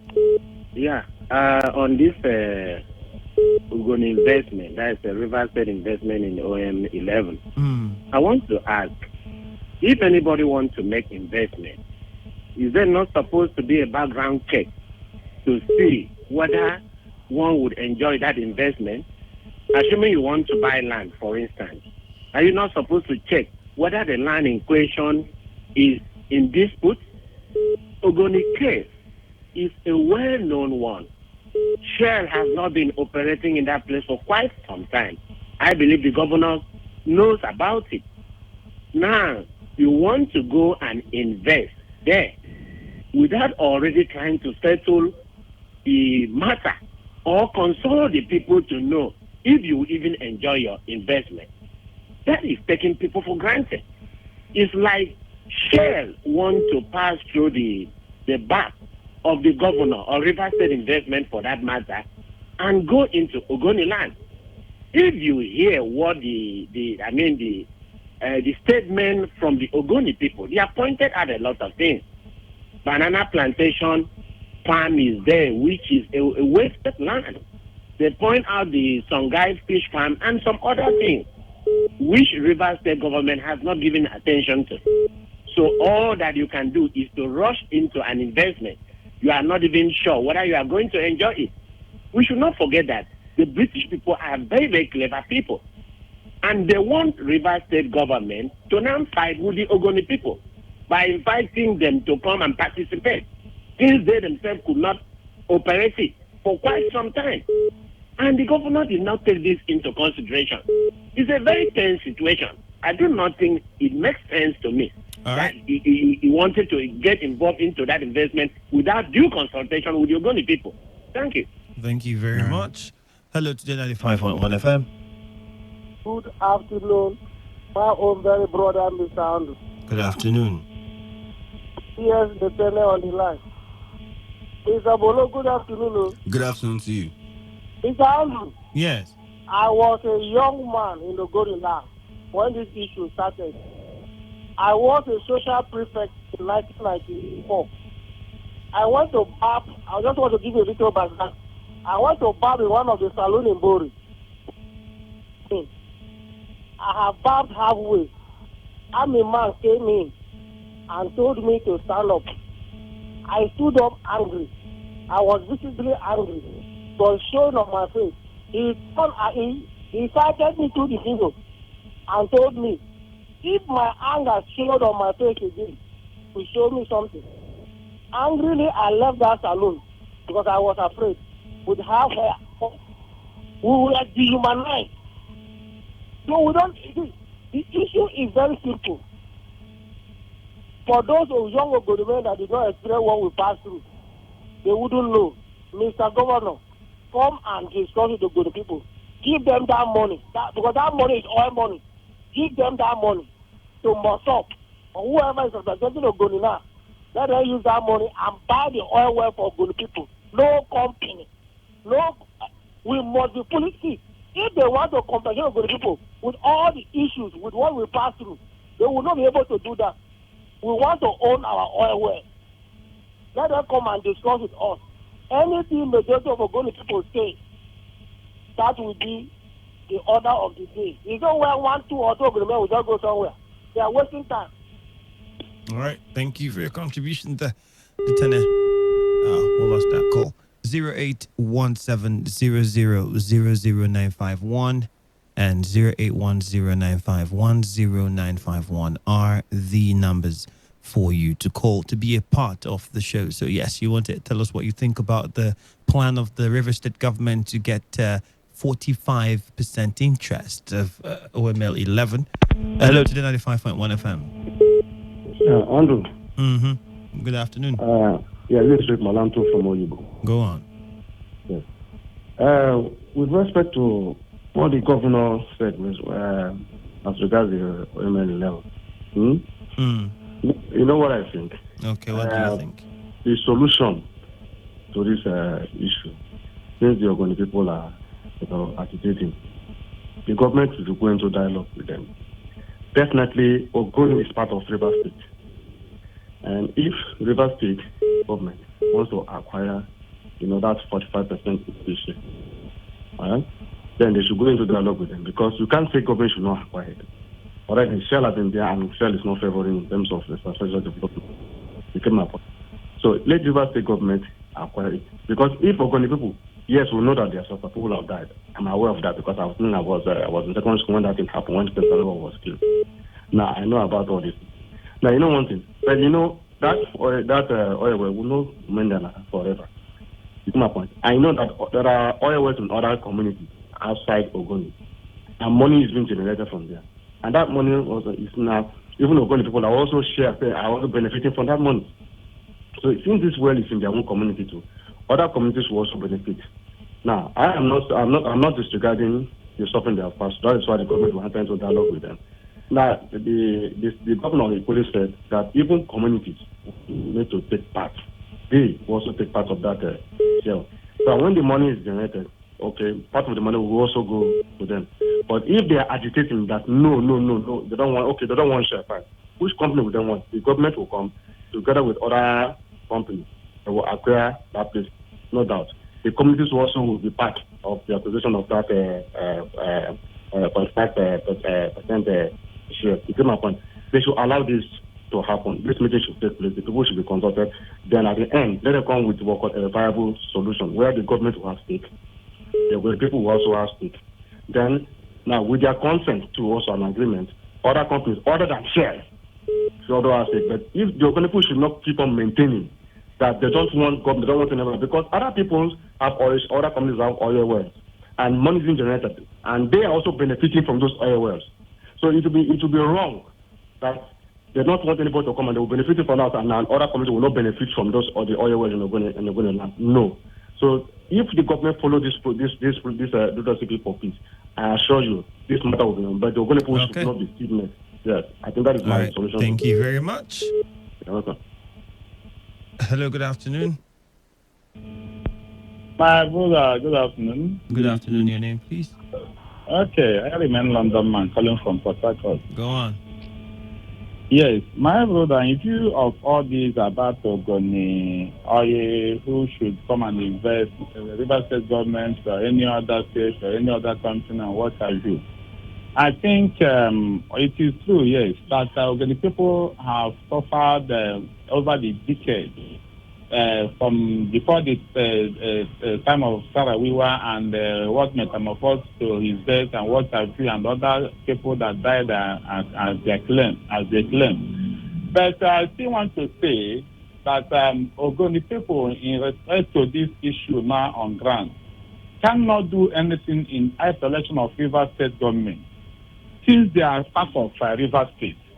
I want to suggest that they should work in perfect synergy with the state government, because other people in the state, other areas, local government or what have you, have their own oil, and this oil, since the operation of the Shell and what have you, other oil companies in the state, they have been benefiting. Ogoni people, the entire River State, which include those Ogoni people, and other areas that have been benefiting from this oil in domiciling in other people's area.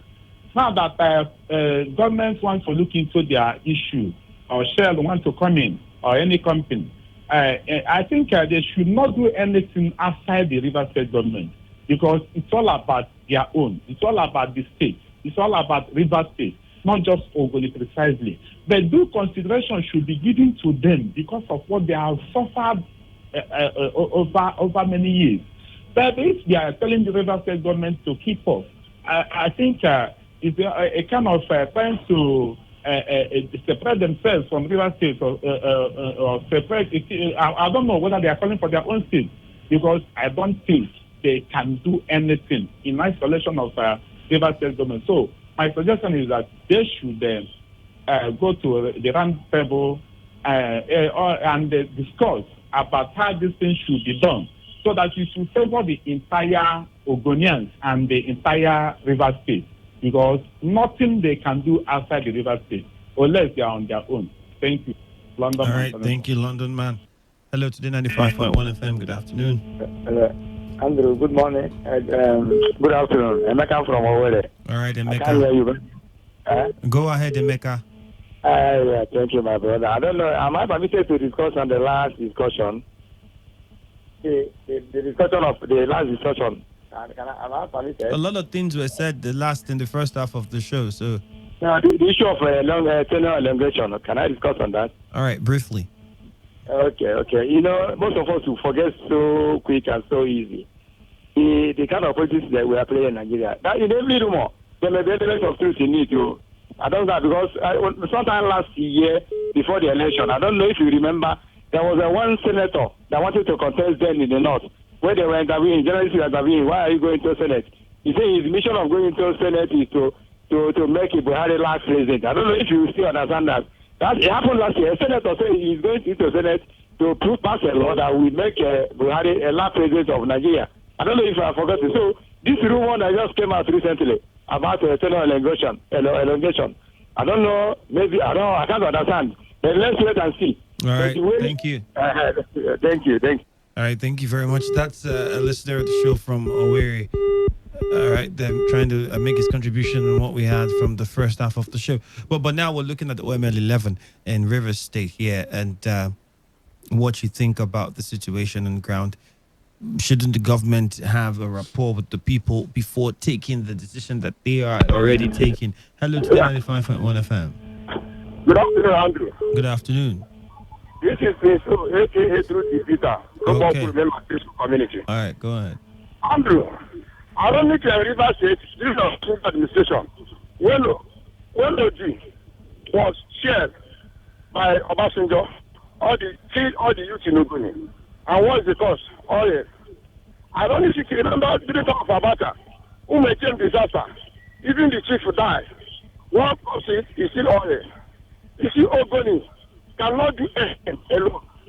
And let me put it generally.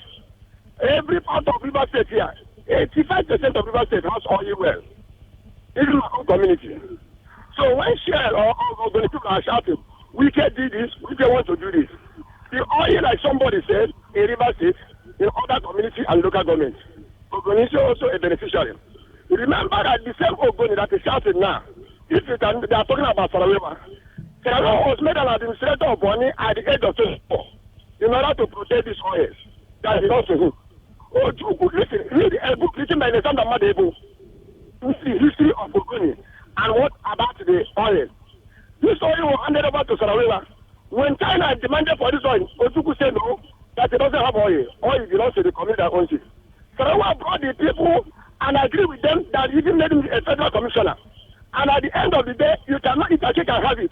And when you want to talk about the kingdom, about to say, Kai, Melini, Puru Banka, we have settled you, and now you're talking about Ogonisaba, or Sarajevo Saba for this oil. He is the architect of the problem. You cannot eat a cake and have it. And we get paid to recover that lost glory. And somebody shouting that we is taking the 45% of this. He needed oil. The Sultan of Sokoto, the Sadiq Ahmad, has about 3 oil in River State. The area of Kano has an oil well in River State. To reach out an oil well, you don't know has any oil well, the answer is no. Why are they making noise? Now they are calling the federal government. The same federal government are calling to come and assist them. We are the same government that kills everyone. If they don't know, let them now read the history of the war. Nigeria has lost history in this country because of the crime they have committed. And they are making noise now. Only we say all sorts of them. Good day. All right, thank you very much. But then he said something about the lost glory of River State, which is the oil companies and all of that. And you could also say that's the angle perhaps where the state government is coming from, because if they can be able to get this, then it's easy to have some of these companies come in and you have larger percentage of the control. You can do some of these things, and you could have all of those life returned back to River State. Yes, but that should not be done at the expense of the people too. I mean, the people who have suffered, who have this thing within their domain, should also be put into very serious consideration as well. Yeah, even if even if the state government have good intentions, all right, it is very necessary that the people should be put into the picture. I mean, they want to know what's going on. They want to understand how they would benefit from this. So you can't really blame them for kicking against it, because they're yet to understand the real essence, all right? Even though the state government have come out to say, okay, the state has lost 13% derivatives from the oil well, seeing that it has not been used optimally and all of that. But then they want to know what is in it for them. They've been the ones who've been suffering with this particular problem, say 20 years now. So they want to know what they will get out of it. All right. Hello, Today95.1 FM. Hello. Yeah, good day. Good day.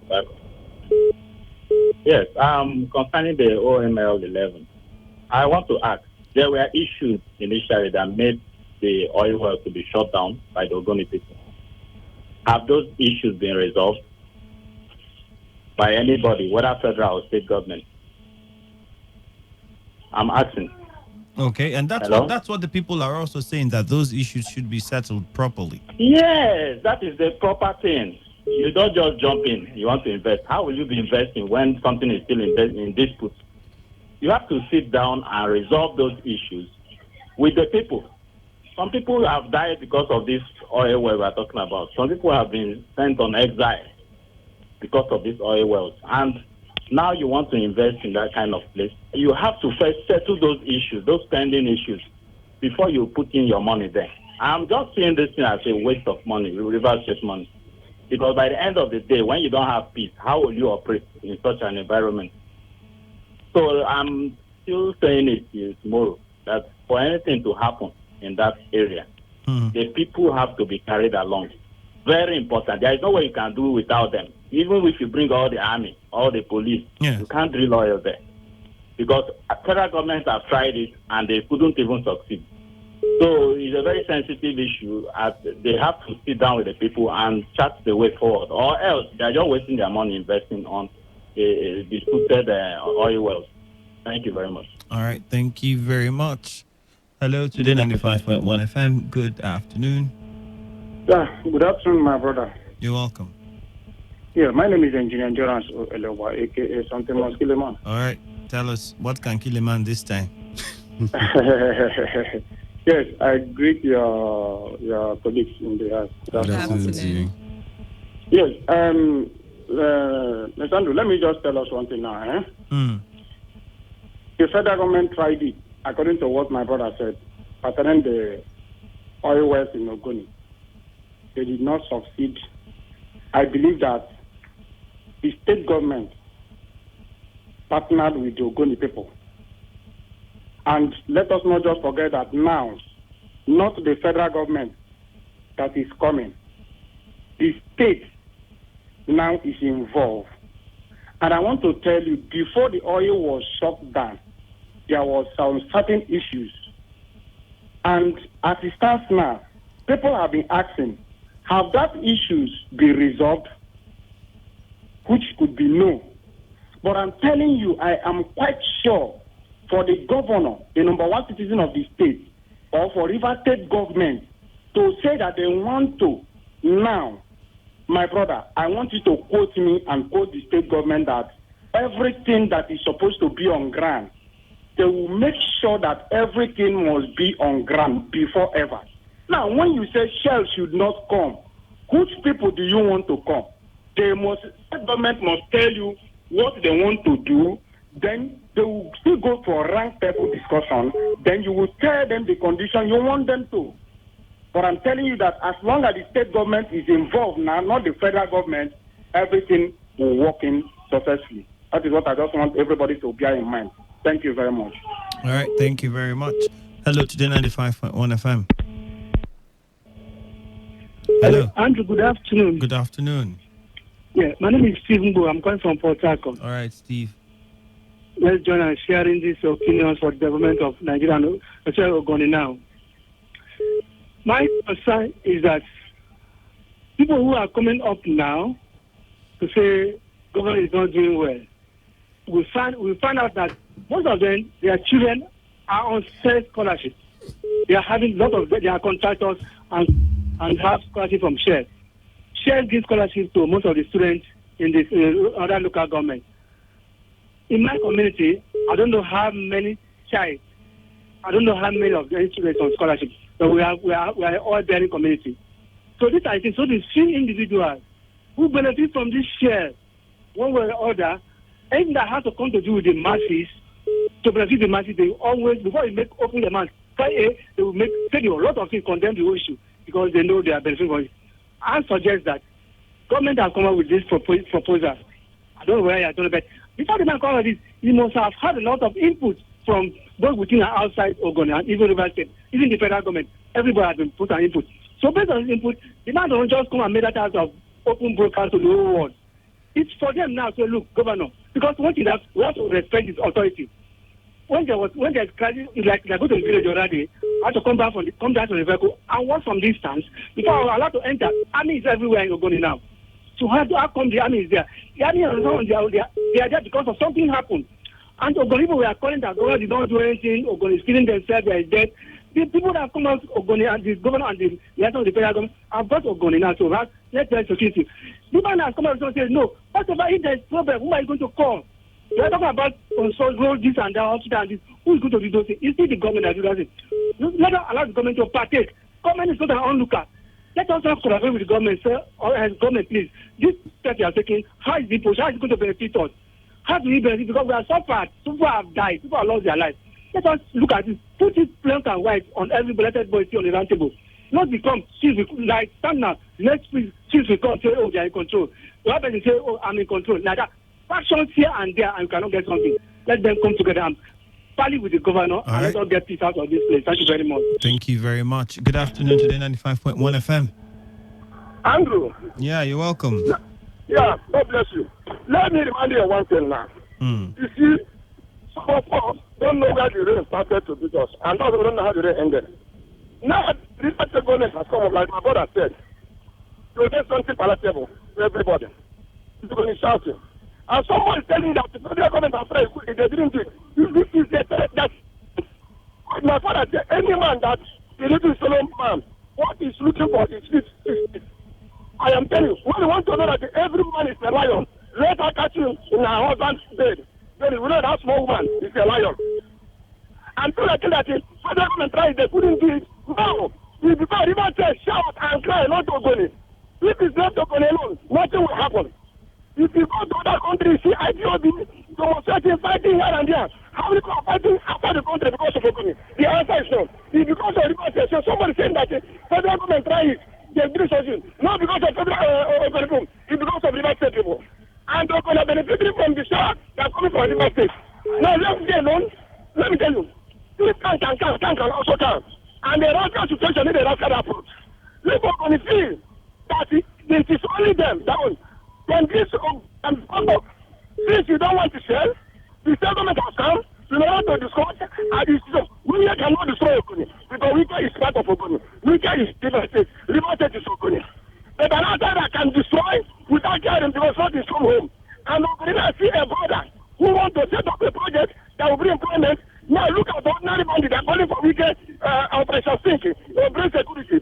So they say that if they can challenge federal government, the answer is no. Now that the citizens of River State have come, let us build our state and now bring development to Ogoni. Instead of we cannot pass today because of no project going on there. By the time this project starts, you will see that Ogoni land will be one of the most beautiful land.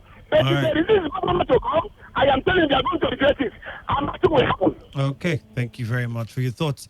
Hello, good afternoon. Good afternoon, Andrew. You're welcome. This is Dr. Ndeko calling from Port Harcourt. Go ahead, Doc. Please, just to point out one little thing. Somebody called in and said Ogoni people are making a noise. Please, the Ogoni struggle is beyond noise making now. Just that. That is just what I wanted to point out. Thank you very much. All right, Doc, thank you very much. Hello, Today 95.1 FM. Good afternoon. Yeah, good afternoon. You're welcome. Yeah, this is Chris. I'm calling from Port Harcourt. All right, Chris. Yeah, this state government and the Ogoni thing, you know, if you are not a small boy, you know when this Ogoni matter and the federal government, from federal government and the state government started. And the Ogoni people should bear it in mind. There is a way government operates. See, allowing military to flood into their community is the worst mistake Ogoni will make. This oil that they think that the federal government or state government will not suck, they will suck the oil. And this is the type it. Now, somebody said before they allow him to walk into his community, you have to park somewhere in your own community. So what again now? So this is the only way federal government and the state government to operate. They will use force and nothing will happen. But there is something that you need to understand. Creating fashion and the disease and that, if there is no any fashion in a place, federal government or state government will create it for you. That is politics. They use politics and get what they want. It's like they don't know what is politics. Politics is played on high table between Ogoni and the government. They are the one creating the politics. They are the one that are playing it. They are using politics now because they don't want to open their eye. So they want to use politics and follow them.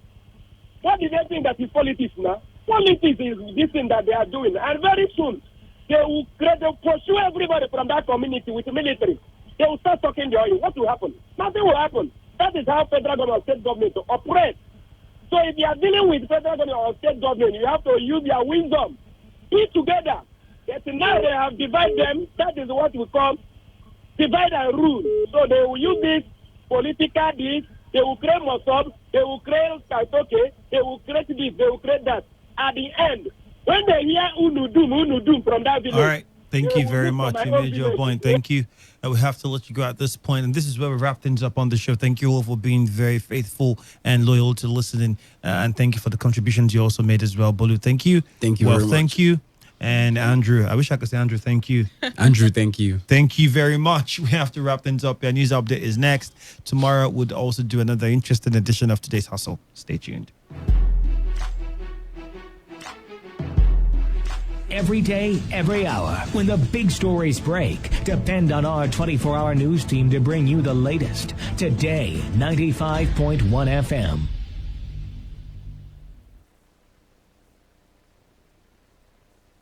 FM. Port Harcourt. News update.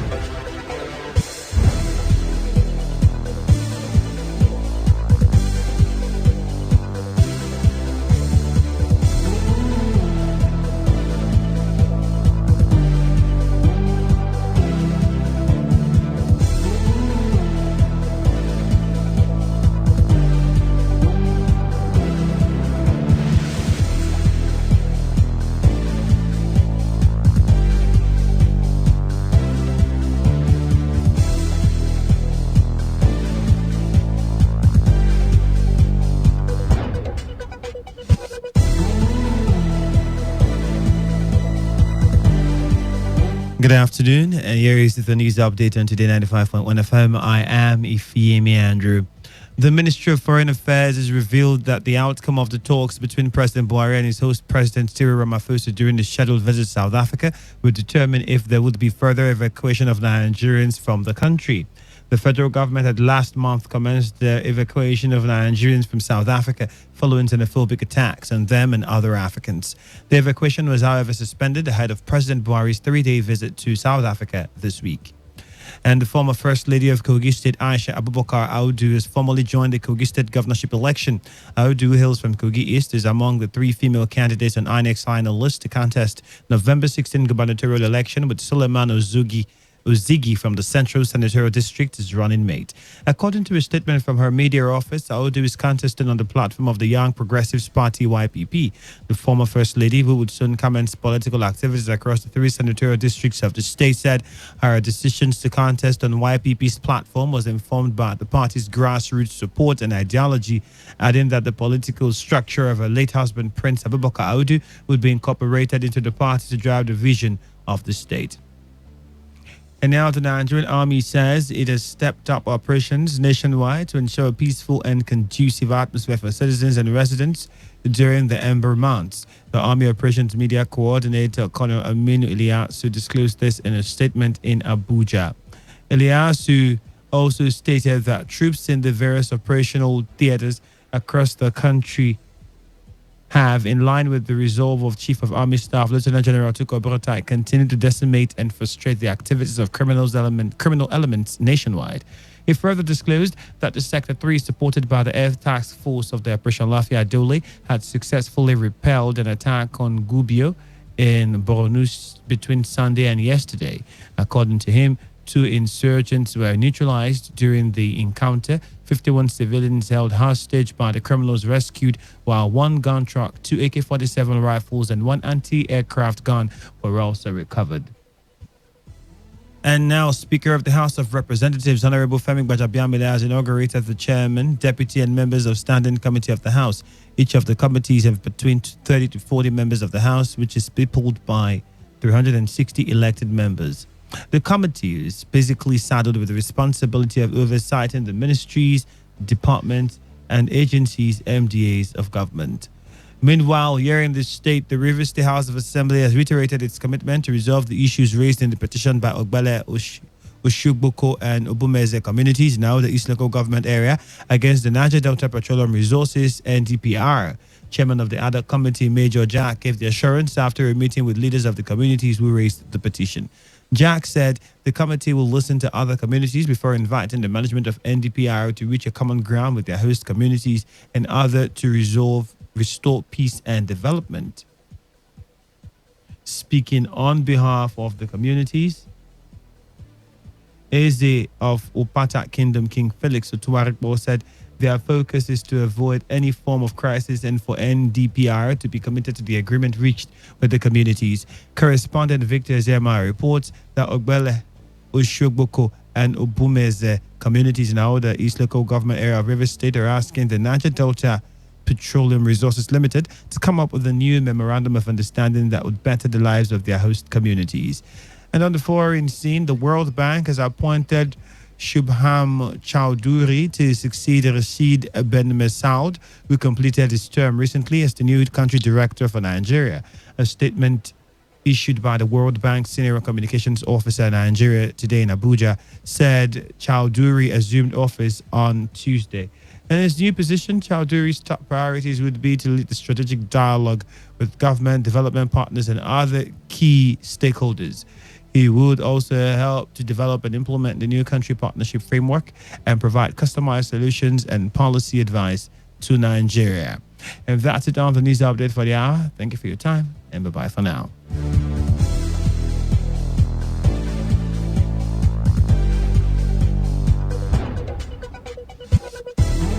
This is Today 95.1 FM, Port Harcourt, voice of the people.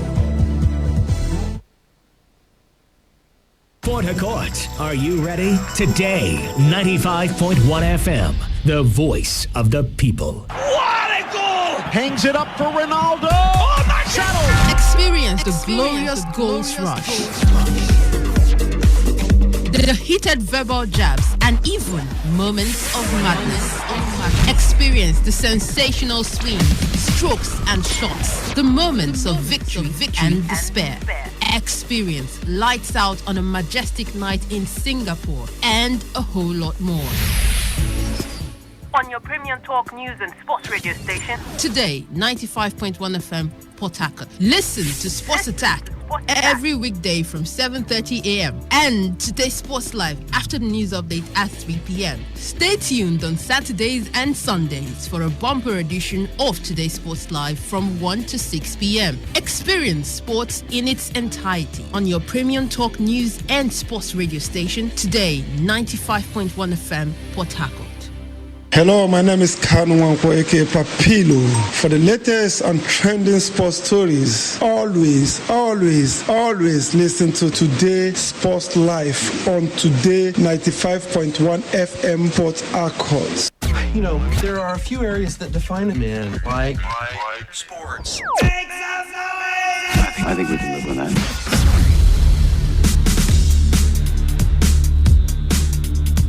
A very good afternoon and welcome to today's Sport Live, reaching you live on 95.1 FM right here in the Garden City of Port Harcourt. The second day of the month of October 2019. Time to talk sports this afternoon.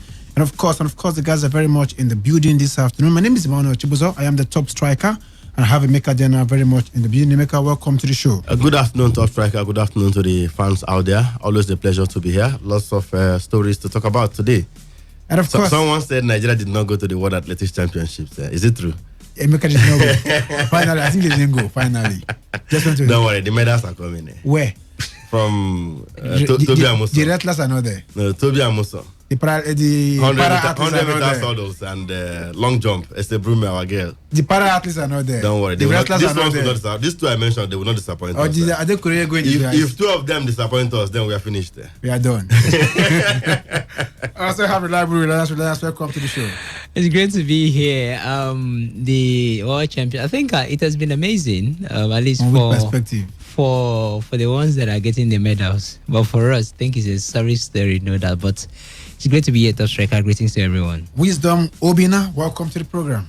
Good afternoon, the Top Striker. Good afternoon to everyone in the studio.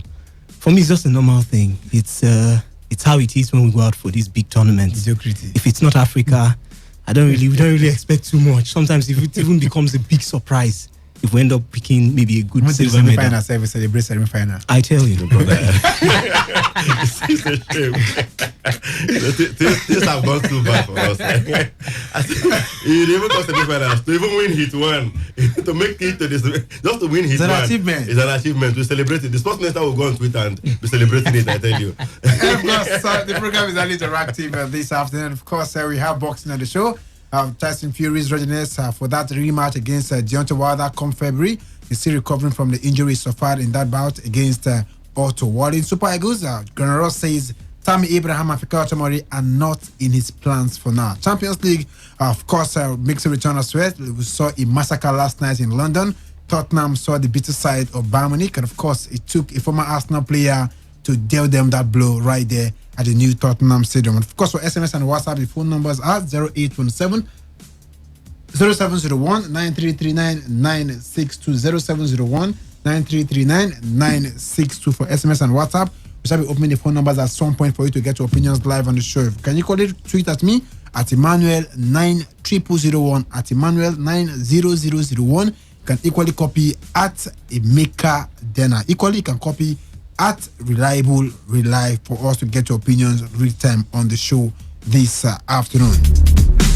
And of course, shall we open the phone at some point? Let's start from boxing on the show this afternoon, where Tyson Fury is healing pretty quickly, but it remains unclear whether he will recover from 2 cuts in time for a rematch with Deontay Wilder. Fury has since posted a video on social media showing that all 47 stitches have been removed from the cut, but trainer Ben Davison could not give a time scale on Fury's recovery process. Quoting him, he says, "There's lots of people involved there. In terms of the cuts on Tyson's behalf, what I would say is I'm not an expert in that feud, so I couldn't really make too much of a comment there. Obviously, Tyson is a fighter. As long as he's 100%, he's willing to fight. He's shown that time and time again." Meanwhile, Andy Ruiz Jr. thinks Anthony Joshua should take a break from fighting after their rematch in December. "I think he should take a little break if I beat him," Ray told Sky Sport. "Let him recuperate, but 1 or 2 losses are not going to make a difference. He's still a warrior, he's still a great fighter, and I'm sure he will bounce back." About Joshua naming him as number 1 ahead of Wilder and Fury, Andy Ruiz said, "It means a lot. He said that because I defeated him. He was the greatest heavyweight champion of the world. He had all the best, and now I do. So it's a big blessing to be in this position." Now, let me start with you, with Tyson Fury. Considering the circumstances, Fury's court, and talking about the Wilder, his rematch against Luis Ortiz in November, will both fighters be ready come February? 3 months between when Ortiz takes on Wilder and that rematch in February. Will both fighters be ready? Looking at 47 stitches that man had in his face after that defeat, after that victory against Otto Wallin. It remains doubtful for now, honestly. It is. You saw how deep those cuts were for Tyson Fury when he fought Otto Wallin, and at the end of the day, even his trainer says he's not even an expert in that. Neither am I, But from the look of things, to take at least 2 months for that, for those cuts to heal properly. And he wouldn't go anywhere near the ring in that period. He wouldn't do any spar. Exactly. He would not spar with anybody, because any attempt to do that could, and suffer a relapse, which could take further time to even heal. And if that's to take 2 months, let's say by November ending or even by December, it's okay. The stitches are gone, the wounds have healed properly. How about the other man, Deontay Wilder, who fights in November 23? Just 3 months before the scheduled rematch with Tyson Fury. What if he loses? We haven't even talked about that. Will there be any need for that rematch with Tyson Fury?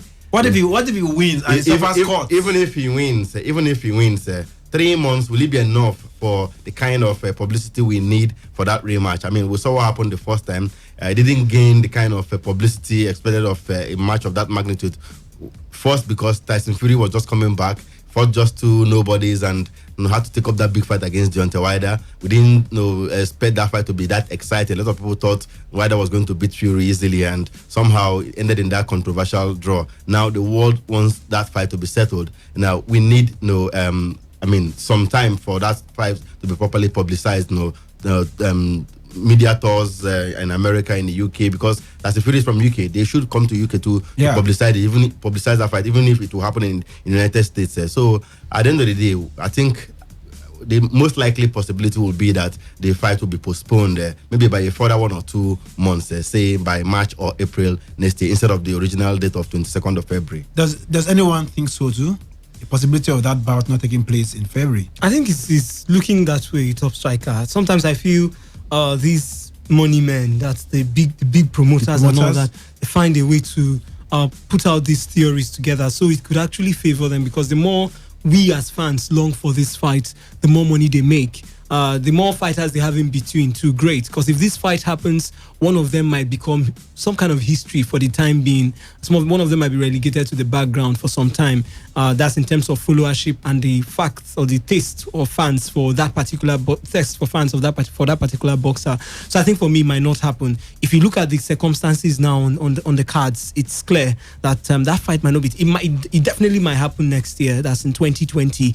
But the question is that February time, is it feasible? Now, I talked about this when they announced the fact that Luis Ortiz is going to be coming up against Deontay Wilder.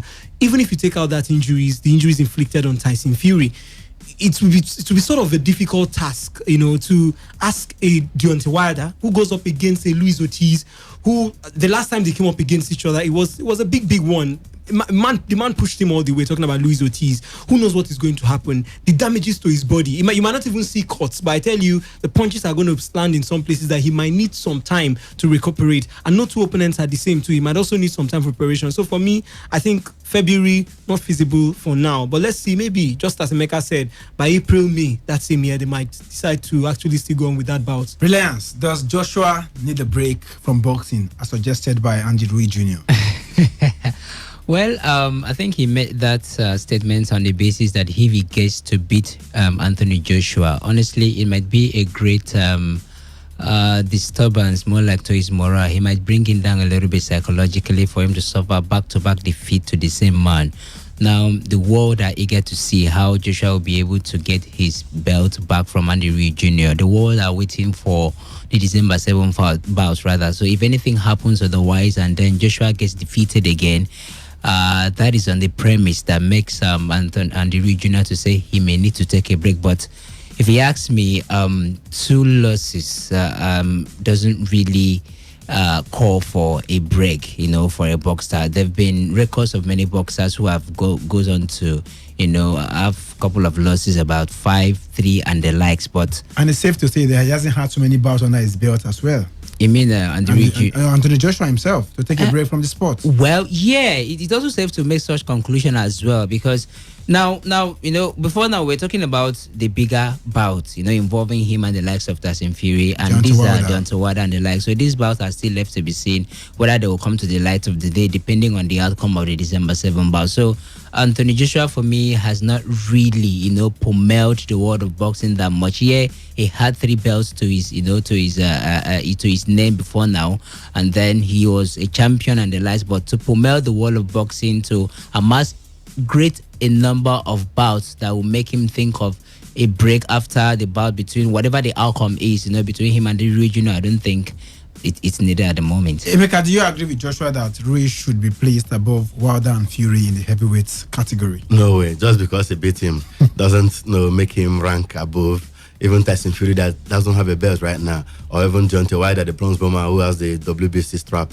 For me and globally, I mean, in the boxing world, of the 4 heavyweight titles, you have to rate the WBC crown more than any of the other titles. It's the gold and the green. I mean, it is highly revered for you to hold that strap. At some point, it was only the WBC that was the heavyweight title on offer back in the day, and before these other titles came on, these other associations came on board with their titles and what have you. So I think the WBC title still remains the most prestigious. The man who holds it, Deontay Wilder, should be rated number 1, in spite of the fact that Andy Ruiz Jr. has 3 belts right now. He got from Anthony Joshua. Doesn't mean he's the showstopper, the number 1 man in the the boxing world.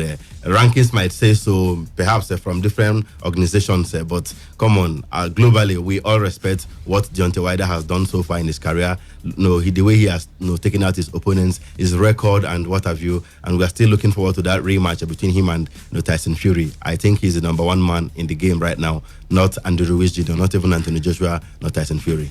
Wisdom, do you see the December 7th rematch between Joshua and Andy Ruiz on December the 7th affecting the outcome of that bout between Tyson Fury and Deontay Wilder in February? Well, affecting the outcome, it will be in terms of what? Maybe in terms of who Joshua is going to face next if he wins or something like that. If at all, we won't get to that stage again. Well, definitely. One actually plays some role in the other. A lot of fans still don't believe in Andy Ruiz Jr. Let's face it, that's the truth. Some people still doubt the man. So if Joshua is able to pick up Andy Ruiz Jr., the fight everybody still wants to see is Anthony Joshua against Deontay Wilder. Some people aren't even looking forward to Tyson Fury. Outside what Tyson Fury did in that bout against Deontay Wilder, some people had written him off. So I feel for me, it would have an effect on probably who Joshua faces. Andy Ruiz Jr. talking about the fact that Joshua should take a break if he loses. I think I agree with him. No, it's the truth. Sometimes these losses have a way of reoccurring from the head first. When it comes to boxing has a lot of mental input into it, not just the physicalities and the boxing and all that. There's a mental part to the sport. That's why sometimes they blame the coaches easily, because they feel the coaches has a lot of psyching. They have a lot of psyching to do to the boxers. So for Anthony Joshua, if he loses again and he just goes straight 2 or 3 months, takes another bout, I think it will be too much of a rush. The man might need to actually stay out of the sport a little. The more he stays out, the more his likelihood is going to fight Efe Ajagba and the rest of them. No. I do understand. Definitely. The more he goes down, even if he's beaten by Andy Ruiz Jr., he's going to start with some lesser boxers. Maybe we'll go back to the days of facing Joseph Parker, maybe Derek Chisora, the old guys and all that. But going up immediately, because everybody will want him. Derek Chisoras of this world are looking for fame now. So if Andy Ruiz Jr. beats Anthony Joshua, they are willing to line up against him as quickly as possible. Meanwhile, the man might be mentally damaged. Let's not forget, we've had boxers in history who one little scenario, or even sportsmen, one little incident outside of the sport will actually pull them backwards. So I think for me, let's see how it pans out. But if Anthony Joshua or Andy Ruiz, any of them win that comes out successful in that bout, then everybody's eyes will be on Deontay. Deontay Wilder has said that if he beats Luis Ortiz and maybe in quotes Tyson Fury, he's looking at unifying the division. So that's where the man's eyes are. Let's not forget, he has talked about the Hall of Famers and all that. He definitely wants to be one of the greatest, if not the greatest in the sport. Mika, looking at all the possibilities, should Joshua lose a rematch and he goes down the pecking order, falls like a pack of cards, do you think he has made enough money from the sport in case he never gets to that apex anymore? It's not all about money, for the boxers. Still about that, yes, there's money there, but I tell you, the belts for the boxers worth even more than the money, as it were. If you have those belts, if you are relevant at the top there, you will definitely get money. More money. So it's up to you now to see how you can be on top of your game, win those big fights, get those titles, and monies will come. Definitely the sponsors will come, those fights will be lined up, you'll be the one calling the shot, telling them how much you want and all that. If they don't meet your demand, you go elsewhere, people will be willing to come and fight you to see how they can get to a bite of the cherry and all that. So I don't think Joshua has made enough money. At some point he hasn't fought so many times. He has less than 25 fights in his career. At some point, Luis was offered money to come out of retirement. He knows his body couldn't carry him any longer. He was not going to come back at that age. He was not going to come back. So, but for Joshua is still a very young man, less than 30 years. So, you don't expect him to quit the sport at this point. Even if he loses to what's his name, Andy Ruiz in the rematch, he can still bounce back. Look at where Dillian White is now. He's just on the verge of challenging for the world title again. After losing to Joshua in 2014 or 2015, 4 years down the line, he has won all the fights, about 9-10 of them, and he is now contending for the WBC crown, if not for the drug issues he had the last time he fought with the Colombian. I think would have been would have been talking about him facing Deontay Wilder as a mandatory challenger, because that was the arrangement then. So I think Joshua should still be relevant in the sport and shouldn't think of even quitting, shouldn't think of taking a break, just like the man suggested. Win or lose, he should still be there, because if you take a break, before you know it, you lose form. Nobody will want to fight you again. You no longer become relevant. Yeah. Exactly. We'll not be talking about you any longer. So if you just look at what Dillian White did, he didn't take a break. Exactly. After losing to Joshua, he kept on fighting till he got back to the top. So I think that's the way to go. Not at this age. He's just still very young in the fight game. Come on, Shannon Briggs wants to fight for the title. He's well over 40. Exactly.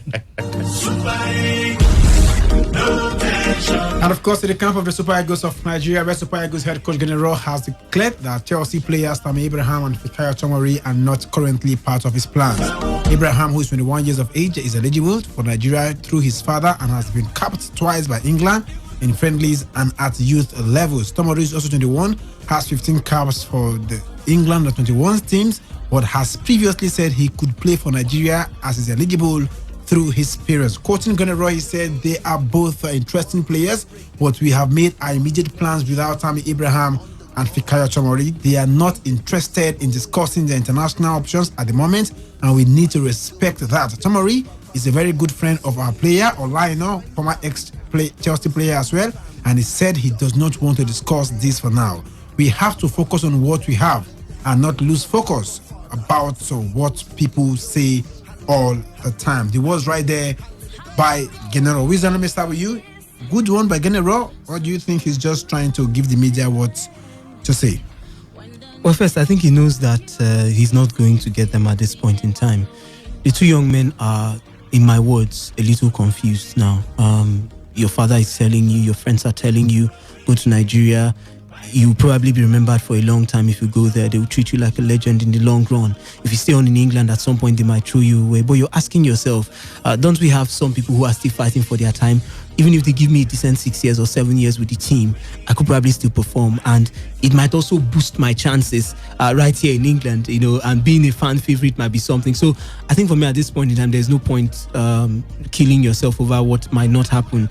We are even hearing that by tomorrow, when Frank Lampard puts out his list the coach now, Gareth Southgate rather, puts out his team list now for their next international games, Tammy Abraham might be part of that team. It might be called up.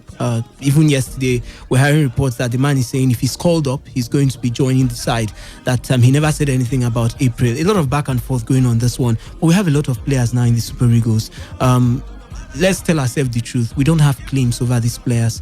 What are inputs in terms of their development? So if they say they are not going to play, we are not going to force them. So if I'm going to throw two, I will not maybe divide my attention. Since I know I have a set of players already, focus on them. There's the Chidozie was name in defense. There's Kenneth Meru. We have some other names, in Europe. Some who have not even gotten a taste of the shirt. Look at the Brandy though we brought last time. We didn't recall him again. We have some names, even if they might not be playing for Chelsea. Fikayo Tomori and Tammy Abraham were on loan last season. Why didn't we see them? So it's because of the club you're playing for too and the performance you're. So I think for me, there's no point dividing our attention at this point in time. Focus on the ones you have. Since you're not very sure, it might be playing for you. If you can see the case of we have too many players in the team now that we don't need them, or the coach doesn't want to just make commitment or comment, just like Amaju Pinnick made that the player came to the press to debunk. Which of them do you think the coach is doing for now? If Tammy Abraham says he wants to play for Nigeria today, Gennaro will jump, I will be very excited, with that development. But there's no need, crying or bothering yourself over a player who doesn't want to play for you. It's obvious the young man doesn't want to play for Nigeria. We remember what happened, last time when the NFF president, had a meeting with his father. He had a meeting with his father. Even came out to tell us that the man has agreed to play for Nigeria. In the end, Tammy Abraham denied those comments from Amaju Pinnick. Now he has made it clear he doesn't want to play for Nigeria. There has been a lot of persuasions here and there, a lot of dialogue here and there, trying to see how they can make this man change his mind, but to no avail. Like Wisdom said, he's on the verge of committing his future to England. So I don't know. Let's not bother ourselves about this guy. He doesn't want to play for us. Fikayo Tomori, doesn't look like he also wants to play for us. If he wants to play for us, some other players have announced their, commitment. Chuba Akpom recently did so. Nobody called him up, so it looks like we already have a team. So why are we bothering ourselves with people who we are not even sure they want to commit to Nigeria as far as international football is concerned? The coach has made his comments. Let's respect it. And of course, remember we have a tough game against Brazil later this month in 12 days time. We're playing. In 11 days time. We're playing Brazil in Singapore. A squad has been named already. These guys you mentioned nowhere near the squad. As a matter of fact, you look at the Super Eagles team. Lots of players who are not really homegrown players in that team. At some point we had a certain Noah Baze, exactly. The man, the right full back man, what's his name, the Benfica man. Tyron Eguehi, you know. These days, you know, you can talk Joe of Joe Aribo and Dennis the like. You know, I mean, these are all guys who perhaps did not even have any feel of the game here in the country, and the Nigerians and diasporas will say, you know, I don't have anything against that, but come on, you know, let's not go begging them, you know. I mean, let them decide where they want to play. John Fashanu has advised the likes of Tammy Abraham that you don't have a future with England if you decide to play there. You understand? Yeah. I don't know how well that will play out here, but come on, look at what happened to Gabriel Agbonlahor. We remember him, the former Aston Villa man. How many caps for England after deciding to commit his future with England? You know, they do more know how Hyogo and the likes. You know, so there's a precedence already. You know, the English will always favor their own ahead of you. You know, it doesn't matter whether you played for the under 12 there, under 13, under 17, till the senior national team. When the chips are down, they have a way of, you know, selecting their own ahead of, you know, players who are not originally born, you know, in England, as it were, who are not originally, you know, from England, so to say. So I think that should, you know, serve as a guide for the young man. But if he decides otherwise, we wish him all the best. And of course, every national team reliance they say is like an Oliver Twist. They always want more. Tammy Abraham, is he better than the current group of players we have in the team, the young players who are coming through the ranks at the moment? Top striker, if I'm to be honest with you, he's not. I've seen a couple of games involving Chelsea's Tammy Abraham. Although I didn't follow him much when he was on loan, but at least for what I've seen, he has caught quite a lot of goals. 7 league goals. 7 goals, you know, this season. But most times I look beyond the goal you score. I look beyond the situation surrounding the goal you score. I also look beyond the goal, and then also look at the defenders, you know, in front of you, the goalkeeper in front of you. How special was your goal? Yeah, a goal is a goal, no doubt. It gives you the 3 points if eventually your team gets to win. But Tammy Abraham is not that exceptional player. It's not such exceptional talent that we really need to, you know, hunt out for him. I said it earlier on that this. If they give you Tammy Abraham and Victor Osimhen, who will you choose as a first striker? I'll go for Victor Osimhen. I've seen goals scored by Victor Osimhen in Lille this season, even before this season. So I'll go for Victor Osimhen. So I said it earlier on that this Super Eagles squad, especially at the attacking position, Genoro need to be very, very careful. We have more like established names already who we know what they can offer on a very good day. You know, the talks of going to invite the likes of Josh Meyer to come play, some other players there at the attacking lineup, I don't buy it.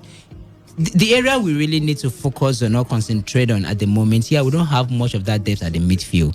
If you invite a couple of midfielders to test them out and see how you can establish that midfield, quite understood. At the defense, I think we have players already. We have makeshift players that can make shift for any defending, you know, department at any point in time.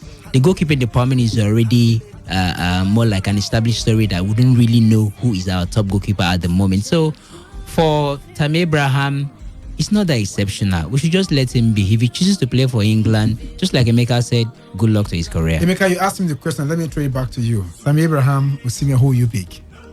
I'll go for Victor Osimhen. You know, yeah, because... Are you considering defeat already? No, I'll go for Victor Osimhen because, he's one man who passed through the ranks, you know. Thoroughbred. Yeah, thoroughbred, African footballer. You know, played at the under-17 level, played at under-20 level, you know, played at under-23 as a matter of fact at some point, you know. I mean, remember his heroics with the Mama's team in Asaba. Can still go to the Olympics. Exactly, you know, proven, you know. I mean, he did it at the World Cup at under-17, became, in fact, till date, he's the all-time highest scorer at the World Cup, in the 17 World Cup, 10 goals, you know, in Chile. Nobody did that. So this is one man, you know, that has passed through the ranks and he has been able to prove himself. He has the Super Eagles goal already, albeit from the penalty spot against Ukraine.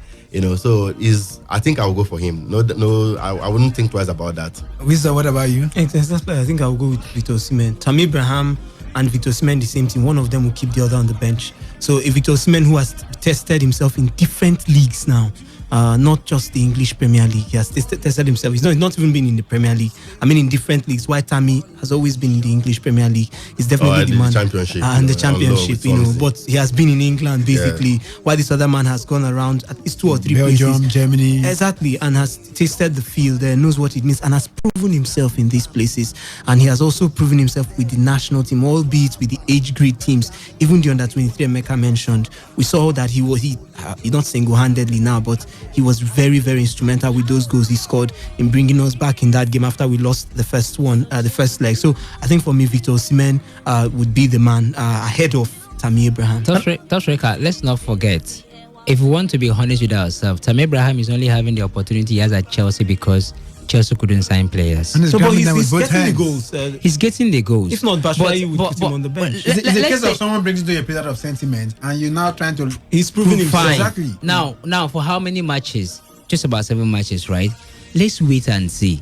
After a long while, maybe go into the middle of the season where the heat, more match days, where the heat will start coming. Where Chelsea they lost their first Champions League game against Valencia. They'll be playing another one tonight. The heat will come from Carabao Cup, FA Cup, Champions League, and then let's see how Tammy Abraham will be able to prove himself in the middle of all that. Then we can now make a good case for him. Osimhen, Abraham. Yeah, later tonight. Perhaps we'll use that as a yardstick to measure their capabilities. Most of them may not qualify.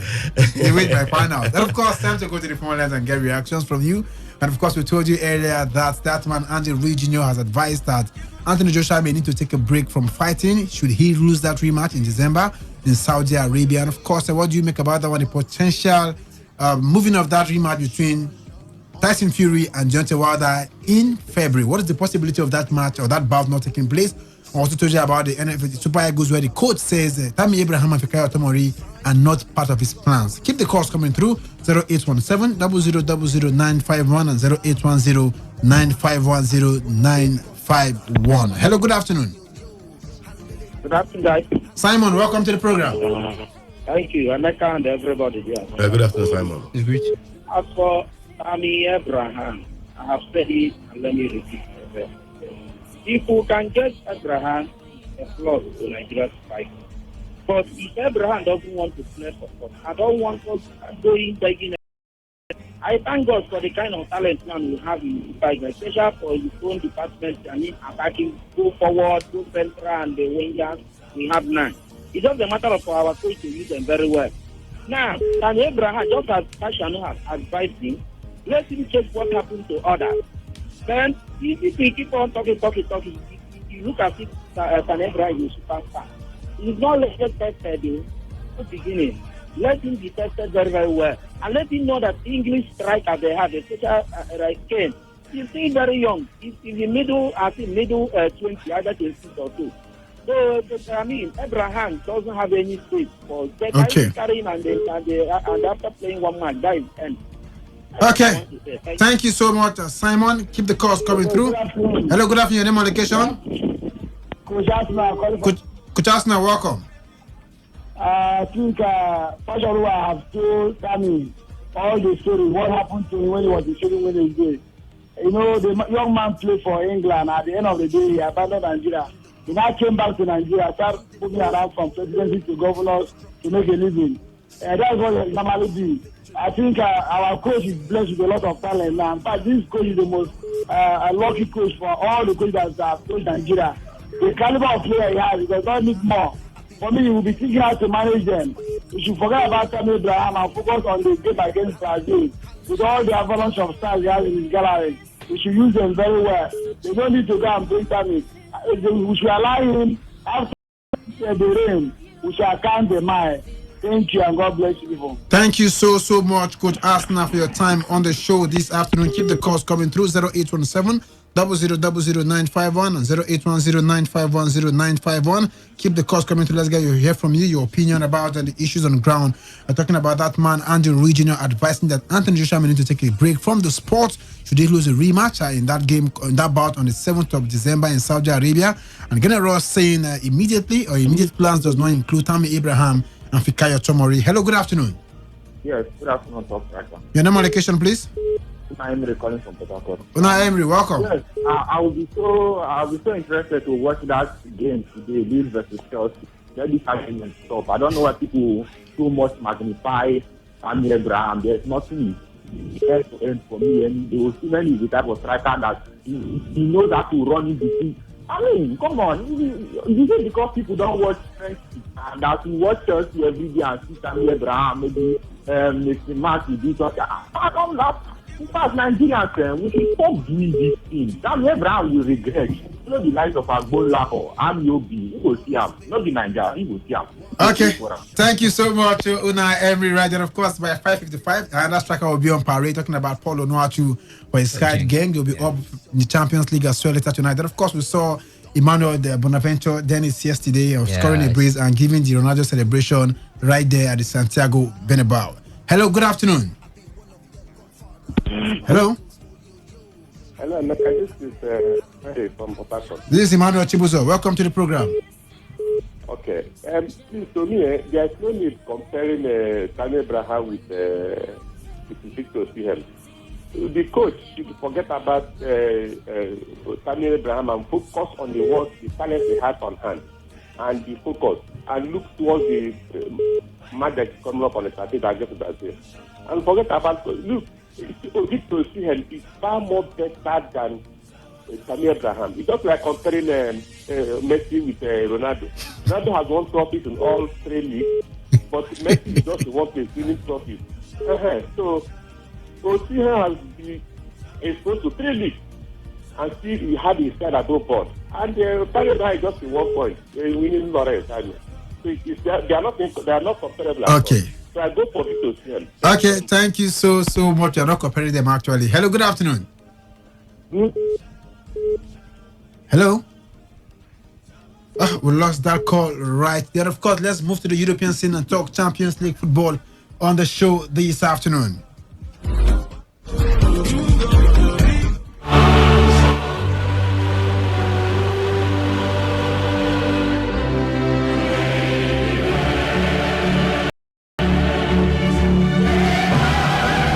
And of course, Nigeria-born Club Brugge forward Emmanuel Dennis revealed his love for Juventus superstar Cristiano Ronaldo, made him perform his celebration against Real Madrid. Dennis scored a brace to help the Belgian outfit to hold Zinedine Zidane's side to a 2-2 draw in yesterday's UEFA Champions League fixture. The 1-year-old was a thorn in the flesh for Real Madrid fans for the entire 71 minutes he was on parade. After bagging the memorable first-half goals as a talking about, Dennis decided to throw Madrid supporters Ronaldo's iconic seal celebration. Says, yes, I did a Cristiano Ronaldo goal celebration when I scored. I've been a Cristiano Ronaldo fan forever, and I was very upset when he left Madrid. So I decided, what if I scored in the Bernabeu tonight? That's what I would do. Dennis said after the game. And full results of matches played yesterday. Club Brugge played at a 2-2 draw with Real Madrid right there at the Santiago Bernabeu. Galatasaray lost to Paris Saint-Germain by a goal to nothing, courtesy of that man, Mauro Icardi.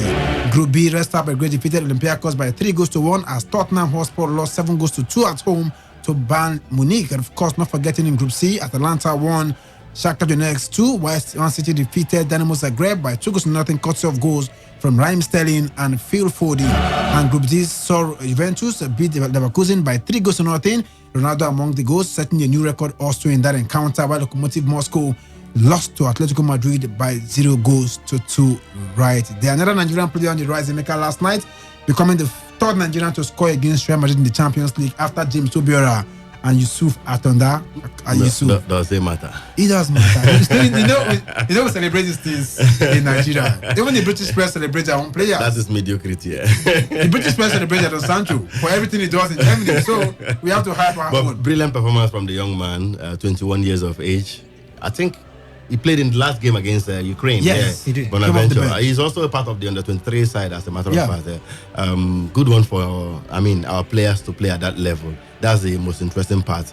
If you recall, last season, the coach of the Super Eagles, Gernot Rohr, was lamenting the absence of Super Eagles players in the Champions League. Now we have a lot of them. Peter Olayinka is there with Slavia Prague.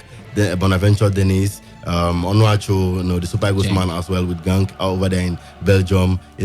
I mean, it's good for us. Exactly. There. You know, that these boys are even playing regularly and scoring goals, performing at the highest level. Hopefully, they will bring that back to the national team. That's where I'm very interested in. You know, so that at the end of the day, the quality of football we'll see at national team level will be top notch because our players play in top competitions over there in Europe. It might not be the biggest of clubs. Club Brugge, not the biggest of clubs. You know, Amokachi played there as well. He also set a Champions League record, becoming the first player to score in the new Champions League, exactly, 1992. So I think it's a brilliant one for the young man. They were on the verge of getting all 3 points before Real Madrid equalized that one, and all that. And at the end of the day, I think it's very, very good for the man himself and of course for his club. We want to see more of him. You know, we hope it's not a one-game wonder. Yeah, exactly. What's happened to Real Madrid? I think it's a case of transition, and there are rumors that the president is already meeting with Jose Mourinho. Yeah, to take over. For Zinedine Zidane, I think he took over a Real Madrid that was more like already made, if I'm allowed to describe it like that, and he progressed on the form of Cristiano Ronaldo, giving him the numbers. But right now, I think there's a transition going on in Real Madrid. Zinedine Zidane is building his team more like. He got a couple of players together, trying to assemble them together, and then in the absence of someone giving you the numbers for Real Madrid or under Zinedine Zidane, it becomes a problem because Cristiano Ronaldo was like a pivotal player, someone they can always rely on to provide the goals, but he's no longer there. Eden Hazard was signed into the team. I think after the match yesterday, he said that he's yet to feel as a Galactico. Why? Because he's not delivering. He's yet to provide an assist. Again, they understand. I know the history that comes with the number 7 jersey in Real Madrid. So he's yet to get an assist. He's yet to get a goal. So there's a transition going on in Real Madrid. Zinedine Zidane trying to build his own team. It may take a while if they allow him stay there for them to gel together and then become that force. But if they don't allow him to stay there, then only wait and see what the new coach that will be signing will do with the team. Wisdom in 2019, 36 games they've played, 17 defeats. Tottenham Hotspur. What is going wrong? They didn't sign players last season. They had a good season. They brought in an influx of players, and the struggles are still there for them. What's happening? Average players. Well, top striker, I think a lot in the team now. I think there's an in-house role going on between Mauricio Pochettino and some of his players. As much as Christian Eriksen, that deal should have found a way to let that guy go before the season. Even Jan Ventogen is not happy. I tell you, these are some of the problems now, coach, because the coach is finding it difficult to manage these players. As much as he himself is not also happy. Daniel Levy is one man that he builds on whatever he sees the previous season. The previous season, they didn't buy anybody and they got to the Champions League final, also qualified for the Champions League. So he was also expecting that with the likes of Tanga and Ndombele coming in, the team might even be better, but it doesn't look that way, top striker. And I tell you, it just might be that Mauricio Pochettino might be leaving at the end of the season, if he's not actually booted out early. Anyway. There are already rumors of Gareth Southgate being contacted to take over from him. I tell you, if he's not booted out quickly enough, then by the end of the season, I think the man might be leaving. But good one for Bayern Munich, I tell you. A team that is on their way back to rebuilding process, if you ask me. The likes of Corentin Tolisso, the man himself who got 4 goals, Shed Gnabry. See you enjoying his football again. I'm telling you, his time in Arsenal, some people felt he was just an ordinary average player, but somehow, fate of football has found him, and 4 goals on the night, 2 gotten by Robert Lewandowski. I mean, it was a good night, good night for Bayern Munich, and the good thing about it was away from home. Maybe the Bayern we are beginning to know in the past, maybe they're beginning to rise up. But for Tottenham, I tell you, I just hope it doesn't mean that for this man, Mauricio Pochettino, at some point this season, he might go too down for Tottenham and he might be leaving the club. And of course, top striker, I hope we know it's not the first time Bayern are winning big at North London. We know. The other time it was against Arsenal. 6-1 away from Hill. 6-1. No, 5-1, 5-1. Okay, 5-1. Yeah, exactly. 10-2 aggregated. But 7 in one ground. That's the heaviest defeat on the continent. I mean, it's the first time in their history that they are conceding 7 goals at home. Yeah. You know, that's a very terrible record. It's not something you should be proud of anytime, any day. In that kind of game, you refund the fans their fares, their ticket fees. You understand? You refund them. I mean, it's a shameful performance. You don't concede 7 goals at home. The Champions League. This is the team that played in the final of the same competition just a few months ago. I mean, it's unacceptable, to say the least. I don't want to think perhaps they have issues. Bayern Munich can punish you on a good day, and that That was what they did yesterday. I think Spurs scored first. Yeah, they scored first. They were celebrating as if it was going to go their way. But come on, they didn't know what hit them. The defending was terrible. Very terrible. It was, schoolboy errors in the defense there. And the Germans will punish you when they give them that kind of opportunity. And of course, quickly, Cristiano Ronaldo also equaled the record of that man. Talking about Raul Gonzalez. 33 teams he has scored against in the Champions League. No other person can boast of such records.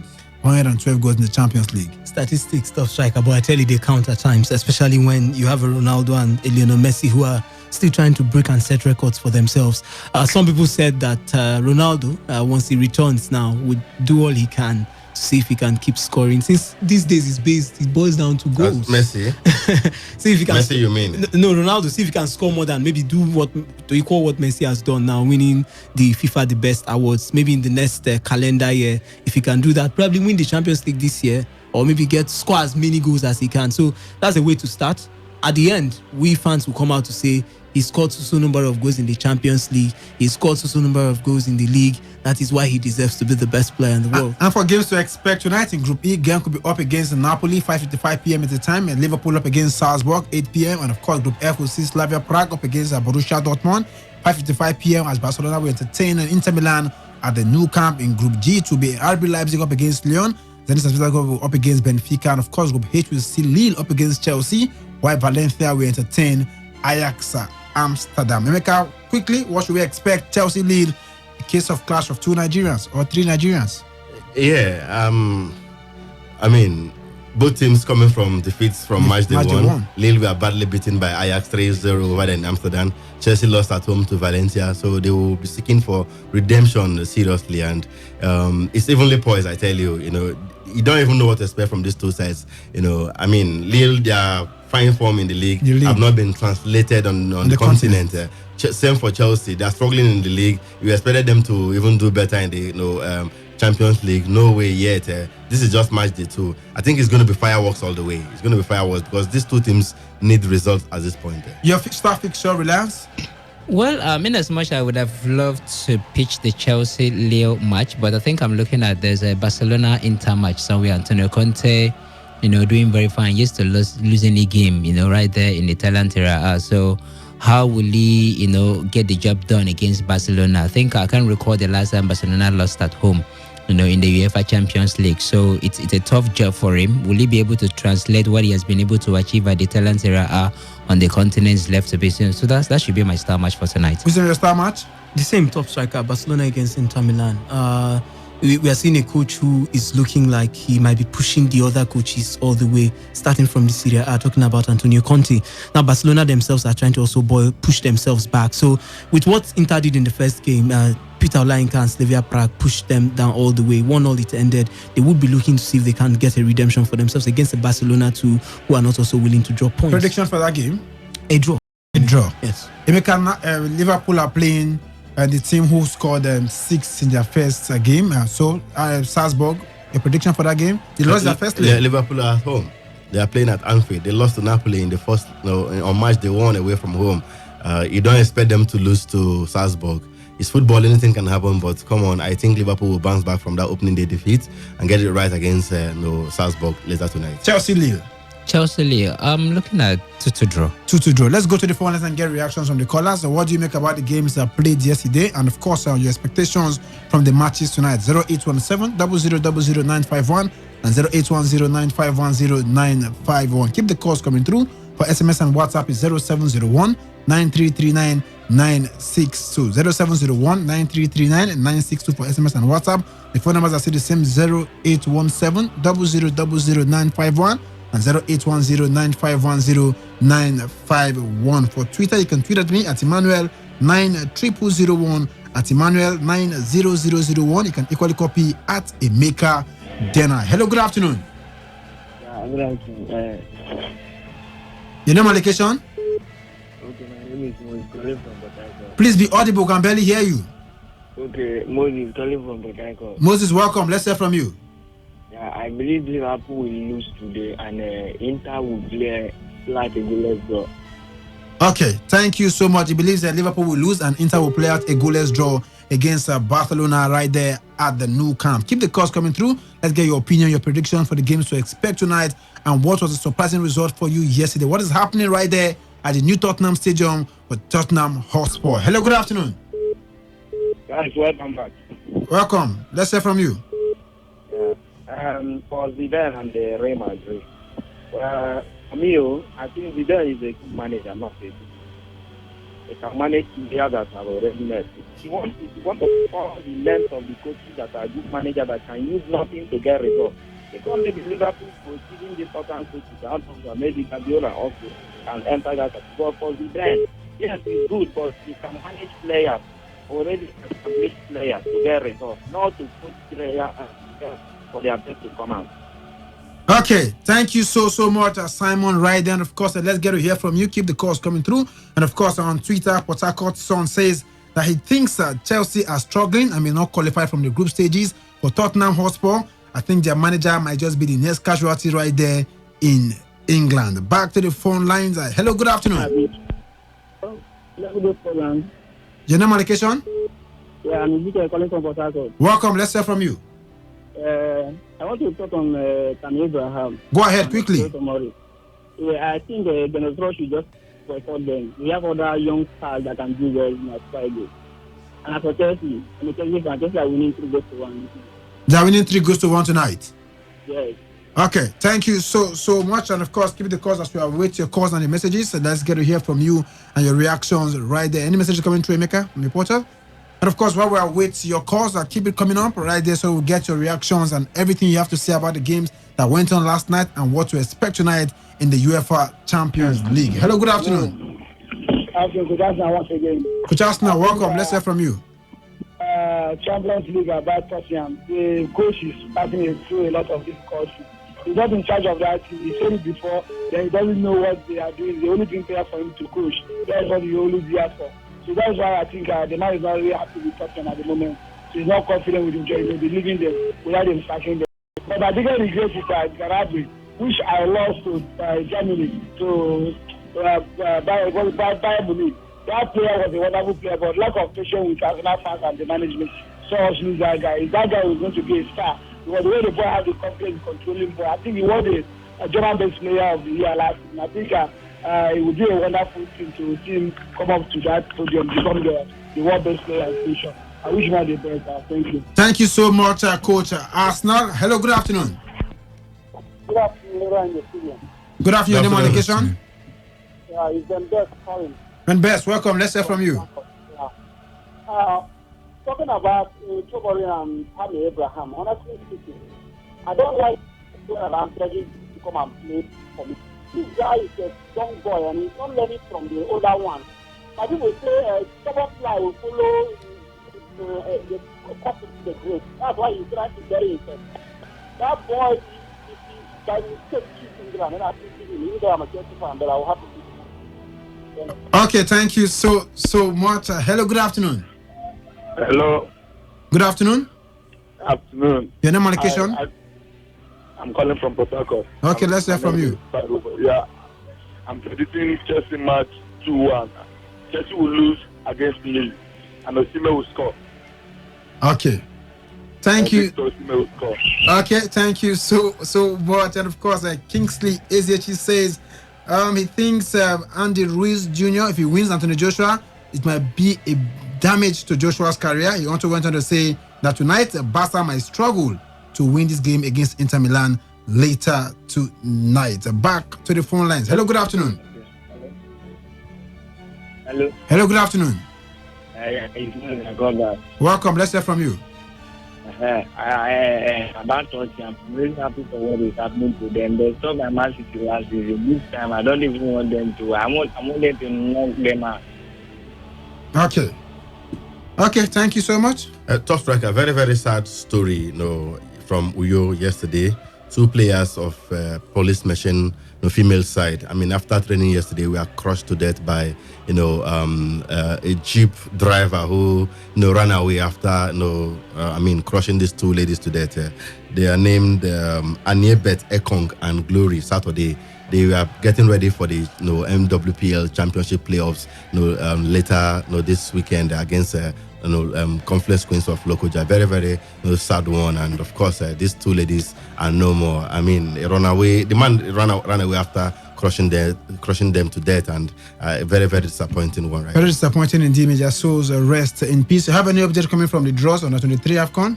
Yeah, on the look of things, top striker still trying to understand the pairing right here, but if I make something out of it, I'll aid out top striker. And of course, while we take some more calls before calling it a wrap. Hello, good afternoon. Good afternoon, guys. Your name and location? My name is Prince. I'm calling from Aoda. Please make it brief. Let's hear from you quickly.